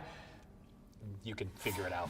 The investigation lasted for years and is still going on to this day. So who is Dan? Where is he now? And did he survive the jump? The area below where Dan jumped out was extensively searched. No pertinent information or evidence was found. FBI agents even conducted a submarine search in a lake where they found nothing. Witnesses from the flight were interviewed, and from the information provided, sketch artists came up with the infamous drawing of Dan, complete with his sunglasses, of course. Hundreds of people were interviewed, leads from across the country were pursued, and by the 5-year anniversary of the incident, they had investigated and ruled out around 800 suspects. An Oregon man named D.B. Cooper became one of the first suspects in the case. He was contacted by the police because D.B. Cooper sounds a lot like Dan Cooper. The police were really grasping at straws here, and DB was ruled out as a suspect shortly thereafter because his name was confused by a reporter. Now, because of that writer's mistake, Dan is now mostly recognized as D.B. Cooper. And what's in a name anyway? Another suspect, Prichard, was caught for a similar airplane incident where he escaped using a parachute. How original. He was eventually ruled out for not matching Dan, or should I say DB's, physical description. A month after the crime, the serial numbers from the ransom money were released to banks, casinos, racetracks, and large money-collecting businesses. Northwest Orient Airlines offered a 15% reward of the money recovered, yet they had no luck. In 1972, the serial numbers were released to the public, and that same year, 2 men used fake $20 bills with the serial numbers printed on them. Seems like they were pretty hungry for money. Personally, I'm hungry for mushrooms. Many other letters were sent to news companies regarding the disappearance of Dan. One letter was written as Dan, confessing to the crime. Another was written by someone claiming to be Dan's brother. Another was sent as a eulogy, stating that Dan had passed away. With this many friends, it sounds like Dan was a real people person. Now here's where the plot thickens even more. In 1980, a little boy found a brown paper bag with $20 bills. Sound familiar? The serial numbers on the cash matched that of the ransom money given to Dan. Now, most people believe the money must have fallen into the water when Dan jumped out of the plane. So the FBI did an extensive search of the area, but didn't turn up any new leads. Now, fast forward to 2013. A man named Tom Colbert came up with an elaborate plan to uncover the truth about Dan's identity. Tom was convinced that a man named Robert W. Rackstraw was Dan, which is a great name, by the way. Robert was former military, trained in both demolition and parachuting. This means he could operate parachutes and make explosives just like Dan. Well, over the years, Tom advanced his theory, coming up with loads of clues tying Robert to the mysterious event on the plane decades earlier. Tom actually wanted to make a documentary and write a book covering his theory that Robert was Dan. Tom planned to lure Robert in with the offer to work on a made-up TV show about a group of mercenaries. Now, in reality, it would be for the documentary linking Robert to the crime, and Robert turned it down. Unable to get his own documentary off the ground, Tom appeared on a History Channel special about the Norjack story and published his theory in a book. But a lot of people think that's just a publicity stunt. So on July 8th, 2016, the FBI made an announcement that they would be suspending the active investigation of Norjack 45 years after the initial incident. The FBI said that they would still accept physical evidence relating specifically to the ransom money or the parachutes. So if you hear anything, just call up the FBI and let them know. So now, do you see why this is known as the greatest unsolved mystery in American history? Well, friends, the disappearance of D.B. Cooper is a loaded case. So are these mushrooms. From his black tie and his dark sunglasses to his parachuting skills, Dan was quite the mysterious man. In fact, Tom cashed in on Dan's story to write a book and make several TV appearances. But is the suspicious perpetrator of this crime still out there? The world may never know.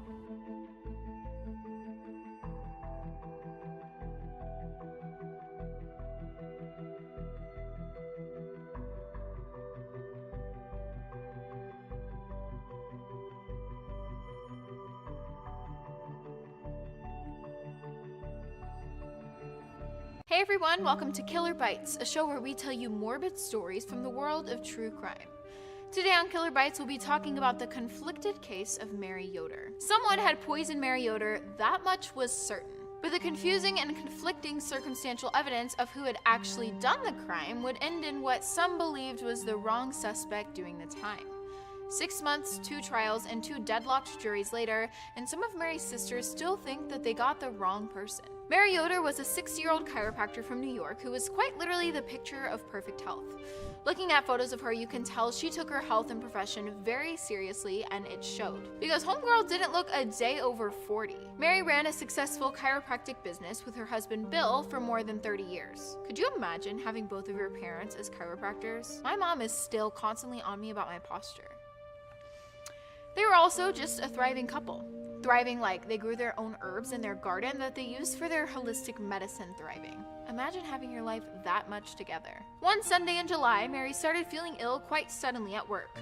A little out of the ordinary for her, she pushed through it. A friend who had seen her that morning said Mary seemed to be her usual radiant self. But as the day wore on, she felt progressively worse and had to head home early around 4:30 p.m. She got home and tried to sleep it off, but by the next morning, her symptoms had only gotten worse. Mary told her husband she thought she had a stomach bug, and the next morning she went to the hospital where doctors expected her to be released after a quick stay overnight. Doctors ran a bunch of tests hoping to find the source of Mary's strange and sudden illness. At this point, Mary Yoder had been really sick for over 24 hours. For a woman who was so in tune and careful about her body, it must have been so frustrating to not understand what was making her so violently sick. Late during the night, Mary tried to stand up in her room and collapsed to the ground. She was admitted to the ICU where her health only continued to worsen. Bill called their 3 kids and got them to the hospital, and by that morning, Mary had suffered her first heart attack. And not that I'm an expert on illness, but I've had my fair share of stomach bugs, and none of them have ever ended in cardiac arrest. Over the course of the next day, Mary Yoder suffered 7 more heart attacks and unfortunately couldn't survive the final one. Only 48 hours after leaving her office that Sunday, Mary Yoder was gone. Initially, the doctors had no idea what had caused all of this. They then ordered an autopsy, which revealed that Mary had OD'd on a medicine she definitely wasn't prescribed. Mary's body was tested for arsenic and cyanide, but the results both came back negative. And after 2 months of testing, they finally got a match. Mary had been slipped a little something called colchicine. Colchicine is a medicine used for treating gout and inflammation of the joints. When administered to a person without gout, however, even a minuscule amount of colchicine can be fatal. They had a theory that some of the herbs in her garden could have been contaminated and also sent the daily supplement she took to a lab for testing. Don't tell me this is the Tylenol poisonings 2.0. But everything in Mary's garden and supplement bottles came back clean.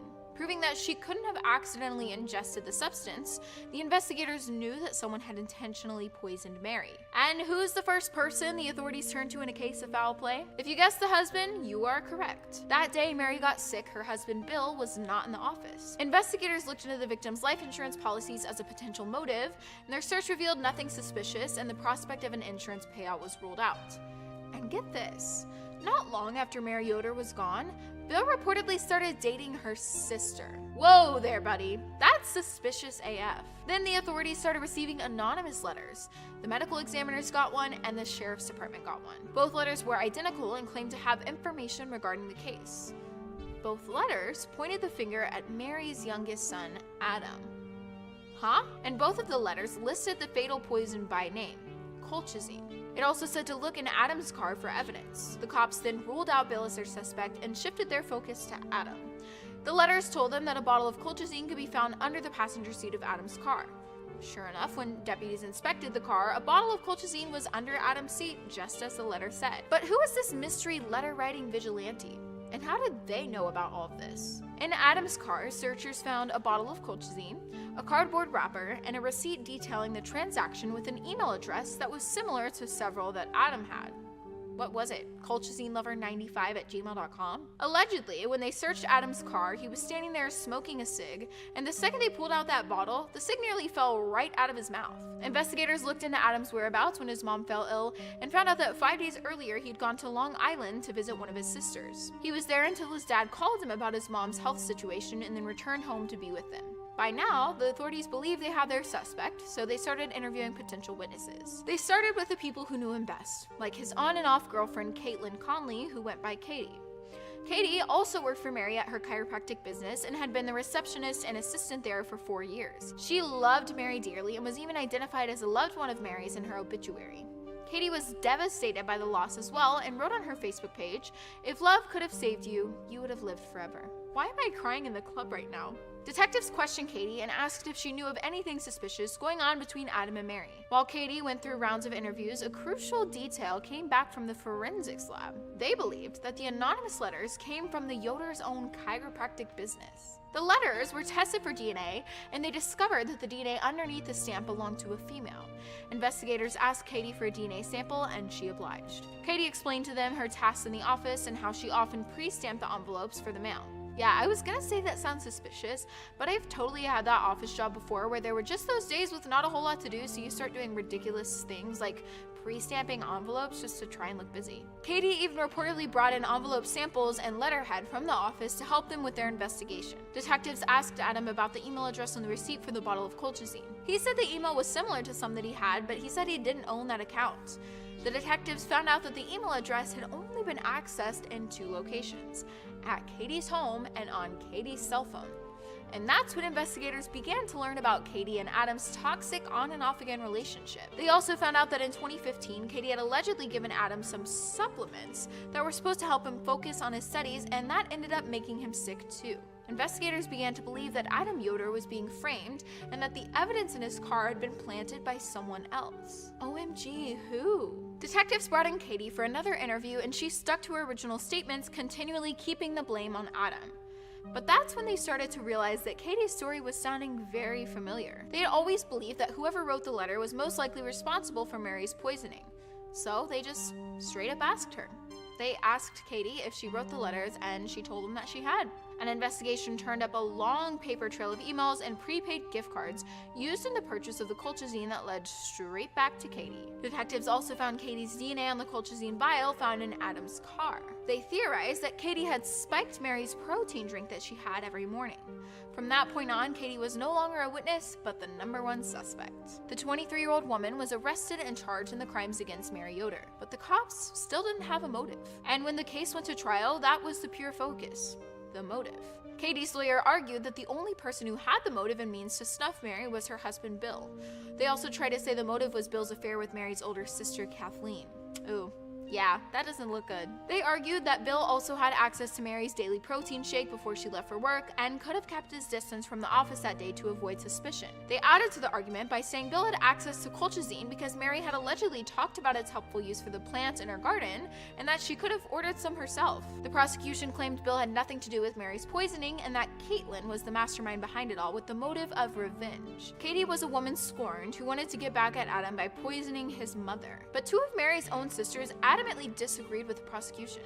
They thought Caitlin was being framed. I understand that though. Katie was only 23 years old, and revenge against your ex seems like such an extreme and senseless motive when compared to her husband who was having an affair. After 3 weeks of testimony and 5 days of deliberation, the defense was able to create enough reasonable doubt to leave jurors hopelessly deadlocked, and the judge was forced to declare a mistrial.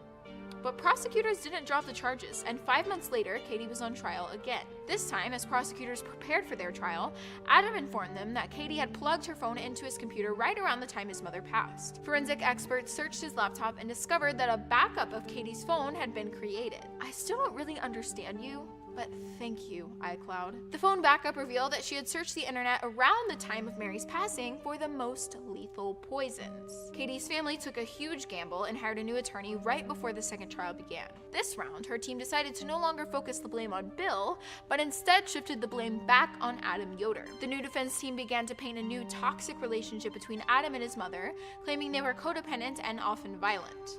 Oh, nice. So on top of dragging the dad's name through the mud, they're not going to do the same for Mary and Adam. The defense argued that it was Adam who was seeking revenge, not Katie. They said that Katie refused to get back together with Adam, and so he decided to frame her for his mommy's homie. The defense even showed text messages from Adam to Katie, where he appeared to be begging her to come back to him. After weeks of testimony, the jurors began to deliberate. The jury requested to take another look at the video of one of Katie's interrogations.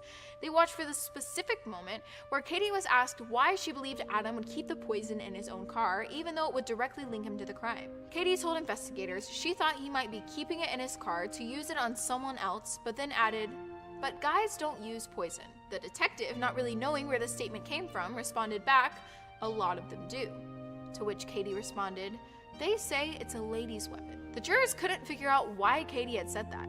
Was that a guilty error on her part, or just a genuine statement? Or was she just a big fan of true crime and was just rattling off statistics about typical weapons of choice? The jury seemed to be pretty convinced of who the real poisoner was when they saw the searches and transactional evidence from Katie's phone and computer. I've said it before and I'll say it again, it's absolutely unreal to me when a case in the era of iPhones goes cold. I truly don't understand how anyone thinks they can get away with something in this day and age with your iPhone knowing exactly what you're doing, where you are, and why. I swear my phone always knows when I've run out of oat milk before I do. The prosecution asked the jury to consider realistically and reasonably who else could have been using Katie's devices to look up the poison and to create the letter of intent. Then it came time for the victim impact statements, and it was about to get messy. Adam took the stand first. He talked about introducing Katie to his family, and because he loved her, they all accepted her and treated her like family. Now, he said he hated Caitlin Ann Conley with every bone in his body because she took his mother from him. Bill took the stand, and he too alleged that Katie wanted to get even with his son, so she took revenge on his mother. Then it was Katie's turn to make a statement of her own. She claimed her innocence, then thanked her friends, family, and strangers who were showing their support for her. The judge said that all the evidence in the trial directly pointed to Katie, and he sentenced her to 23 years in state prison. But that decision would forever cause a divide in the Yoder family, because some of Mary Yoder's own sisters had publicly stated that they thought the wrong person was sent to prison. They still believed Bill and Adam were behind it all. The sisters alleged that they personally knew Caitlin and knew how much Mary loved Caitlin, and they don't believe she could have done it. Some of Mary's family felt so strong about Katie's innocence that they've started campaigns for her. They believe that Bill wanted Mary out of the picture so he could finally be with her older sister, Kathleen. Oh yeah, BT dubs, they're still together. I was going to say I'll bet those are awkward family reunions, but I doubt they would even have one at this point. Mary's sisters have completely turned on the couple. But the sheriff's department was certain they'd put the right suspect in jail. They firmly stated that after an intense 6-month-long investigation. Everyone had a chance to speak, give their theories and thoughts, and they ultimately found nothing on Bill, nothing on Adam, and everything on Caitlin Conley. I feel like that was their way of saying, I understand you feel that way, but remember who just did all the real work for the last 6 months? Okay, sisters? Caitlin Conley is currently serving out her 23-year sentence, but no matter how much time she'll spend behind bars, the Yoder family is forever divided over her guilt or innocence. So what do you think? Was Katie trying to frame Adam? Was it Adam and Bill trying to frame Katie? There's no doubt that Katie's lawyers are going to try and get an appeal for her as soon as possible, and I'm going to be looking forward to hearing if any new information comes out of it. Because I think she did it, but at the same time, do I? Thanks for watching.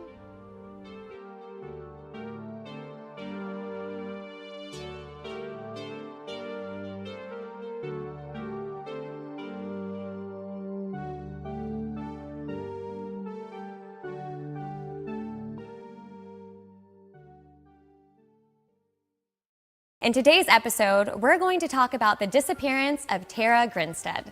The case of Tara Grinstead is not a pleasant one. I mean, are any disappearances pleasant? Tara was a beautiful, kind, and selfless woman who wouldn't hurt a fly. So who would want to hurt her? Her boyfriend, a married cop who'd been hitting on her, her former student turned stalker, or someone else entirely? Let's find out. Tara was a 30-year-old 11th grade history teacher at Irwin County High School in Ocilla, Georgia. She also coached the school's cheer squad. Tara absolutely loved her job, so when she didn't show up one Monday morning, her students and colleagues were concerned. As more time passed with no word from Tara, she was reported missing. Tara was last seen just a few days earlier on Saturday, October 22nd, 2005. She went to a beauty pageant and then hit up a friend's barbecue dinner party a few blocks away. Friends said that Tara left from the barbecue sometime around 11 p.m., which is the last time she was reported alive. Tara was unaccounted for that Sunday. Her mom called a few times and she didn't pick up. As soon as Tara was reported missing that Monday, the police went to her house to see if they could find any clues that might suggest her whereabouts. When they pulled up, the officers saw Tara's car in the driveway. So wherever she went, she must have not driven there in her car. There was dirt all over the tires, and it looked like someone pretty tall had driven her car last based on how far back the seat was. Investigators also found an envelope of cash on Tara's dash. When the cops approached Tara's door, they found a business card stuffed inside of it. It was for a police officer from a neighboring town. Upon entering Tara's home, the authorities found no sign of forced entry. At first glance, things seemed pretty normal. Tara's Halloween decorations were still up, her dog and cat were there, and some beauty products were left out from when she helped two girls get ready for the Miss Georgia Sweet Potato pageant. One of the girls who went over to Tara's house that day said that she was in a great mood, which, of course, whenever she did hair and makeup for any pageant girls, she was in a great mood. But the further authorities got into the search of Tara's home, the more concerning things got. Tara's phone was plugged into the wall, charging in her room. But her keys, purse, and earrings were gone. The clothes that Tara wore to the barbecue dinner party were lying on the floor. Tara was a very clean person who would not just leave her clothes on the floor like that for 2 days. Investigators also noticed Tara's alarm clock was on the floor. It had apparently fallen off her nightstand and had been shut off for 6 hours. Also, her lamp was broken, and there were beads scattered across the floor, suggesting some sort of struggle. One of the most concerning discoveries of them all was a singular latex glove that was found on the ground outside in front of Tara's house. The glove was collected and sent off to a lab for testing, and the Georgia Bureau of Investigation, or GBI, was soon brought in to help the case because the local authorities believed something was definitely wrong. When the results came in, there were 2 different DNA samples found on the glove, one belonging to Tara, another belonging to an unknown male. Uh-oh. Tara grew up in Hawkinsville, Georgia, which is about an hour away from Ocilla. She was described by her childhood best friend as very radiant, inside and out. She always had a smile on her face and said all the right things to make other people feel better. Since she was a little girl, Tara wanted to be a teacher. She later aspired to progress in the education field to the point of becoming an administrator or a principal. To help earn money to go to school, Tara got into beauty pageants. She won the Miss Tifton pageant in 1999, which led her to compete in the Miss Georgia pageant that year. She didn't win Miss Georgia, but getting that far was a huge accomplishment. Using the money she earned from all of her pageants, Tara paid her way through college. She went to Middle Georgia College and Valdosta State University. After earning her master's, Tara got a job teaching at Irwin County High School in Ocilla. By this point, Tara was no longer competing in pageants, but stayed in the pageant world by mentoring young pageant girls. One of her mentees, Dana, said, "She just took me underneath her wing. She taught me the ins and outs of interviews and hair and makeup and wardrobe." So, as you can tell, Tara was just a very kind, selfless person. At the time of her disappearance, she was going to night school to get a specialist degree in administration. Ocilla was a very small town. Like, the population was just about 3,000. So you can imagine how much of a shock Tara's disappearance was. Tara didn't seem to be in any trouble that would put a target on her back. But Then again, there were a few people who seemed a little suspicious. One of Tara's neighbors, Janice, dedicated a lot of time to helping solve Tara's case. She created a website called findtara.com for people to learn about her case and submit tips. Janice became quite an expert on Tara's case. She said there were a few men in Tara's life who were looked into as suspects. For starters, Tara and her boyfriend Marcus had broken up just a few weeks prior.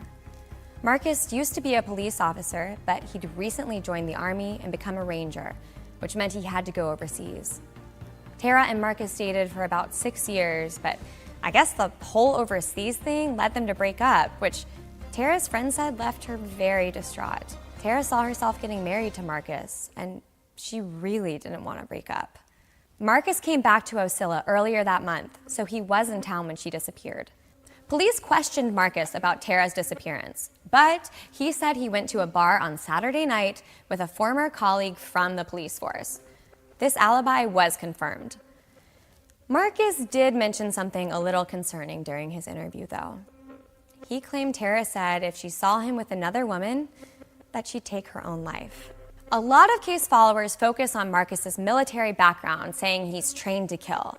But he was never considered a suspect because of his alibi and the lack of evidence against him. And the suicide theory was pursued, but it didn't seem feasible. How would Tara be able to hide her body? She also didn't seem like the person to leave behind all of her students, relatives, pets, and everything. So even though Tara was heartbroken about Marcus, she got back into the dating game. And she came in strong. Janice said Tara had been dating a lot of men on the down low. Remember the cop's business card left in her front door? There were some rumors about him and Tara dating, or at least him making advances on her. Word has it, this cop often paid visits to Tara's home, and there were over 20 voicemails on Tara's answering machine from him that Saturday night. The cop was interviewed by investigators. Isn't that ironic? He said he stopped by Tara's house Sunday night, but she wasn't home, so he left his card in the door. So, Anthony was a former student of Tara's who later turned into her stalker. Anthony was described as a troubled kid. Tara picked up on this and gave him extra attention when he was her student. Well, Anthony grew unhealthily fond of Tara, to the point where he tried to break into her house in March of 2005. Tara was obviously freaked out, and she filed a police report. She said he knocked on her doors and windows aggressively and was trying to force her to come outside. But some reports say Anthony claimed to have had a romantic relationship with Tara. As much as people talked about how suspicious all three of these men were, there was never enough evidence to pin any of them to the crime. None of their DNA matched the ones on that latex glove. And they all had alibis. Then again, it's unclear what exact time Tara vanished. There was like a 35-hour window for her disappearance, making these partial alibis. During this time, these were the most popular theories: that Tara ran away, that she'd been kidnapped, or that she'd been slain. The same year Tara disappeared, someone apparently reported a pretty concerning tip to the police. Apparently, the tipster heard two young men at a party talking about Tara's case, saying they were involved. How so, you ask? They said they took Tara's body out to a pecan orchard and burned it in a fire pit. Hold it! They what? Their names were Bo Dukes and Ryan Duke. Well, even though the police were allegedly made aware of this jaw-dropping bit of information, they never did anything. And this wasn't the last time a hot lead was ignored. In 2007, a man named John called the police with a tip about Tara's case. One day, John drove to a bar with his friend, Bo Dukes. As they were driving, they saw a missing billboard for Tara. After John and Bo consumed a few drinks at the bar, Bo brought up the woman on the billboard, claiming to know what happened to her. Bo told John his friend and roommate Ryan accidentally strangled Tara and asked Bo to help him get rid of the body. As hot as this lead is, the cops never followed up with John after he called this in. He literally called 3 different police departments in the area and the GBI, and no one returned his call. Over the next 10 years, John continually followed up with the police and never heard anything from them. In 2016, the police apparently finally called John back. They interviewed Beau that year, but nothing came of it. That same year, a true crime podcaster named Payne Lindsay got involved in Tara's case. Payne was researching Tara's case to cover on his podcast, Up and Vanished. He got super invested and made a post on a web sleuth forum. A private investigator by the name of Dr. Maurice Godwin saw Payne's post and reached out. Dr. Godwin told Payne he'd been researching Tara's case since 2006 and would be more than happy to fill him in on everything he knew. Payne was like, heck yeah, thanks dude, and Dr. Godwin gave Payne the tea. And he advised Payne to bring someone with him if he goes to Ocilla because he said it had become a weird place. Oddly enough, Payne was connected to Tara more than he knew. Payne's grandma lived in the area, and a friend of hers was one of the last people to see Tara before she vanished. Wow, that's wild. Payne began releasing podcast episodes about Tara's case, which gained a lot of attention. During all of this, another tip came in about Beau. It was from a woman named Brooke Sheridan who was dating Beau. One day, Beau confessed to Brooke about helping Ryan cover up Tara's homicide. Brooke said she went back and forth on whether or not she should tell the police, but she finally realized Tara's family's peace was more important than Beau's freedom. Duh. Brooke then talked to Beau and begged him to confess, which he allegedly agreed to do. So, Brooke came to the police with this information, who finally interviewed Beau. Beau told the authorities what all of the tipsters reported for the past 12 years, that his friend Ryan executed Tara and needed help covering up the evidence. Beau claimed Ryan stole his truck and used it to transport Tara's body to a pecan orchard owned by his family. There, both men burned Tara's body, which took place over 2 days. Beau said Ryan was the sole perp in the actual execution, but both men were involved in the burning of Tara's body. After Beau shared this information with the detectives, Ryan was arrested for homicide. Beau was also arrested a few weeks later for his involvement. Apparently, Ryan confessed that he was an addict and needed money. He told investigators he broke into Tara's house that night just to take money from her purse.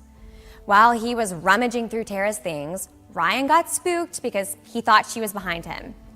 He said he punched her reactively but didn't mean to. He was just scared and acted on instinct. But that blow caused Tara's demise. Turns out, Ryan was a match for the DNA found on the latex glove.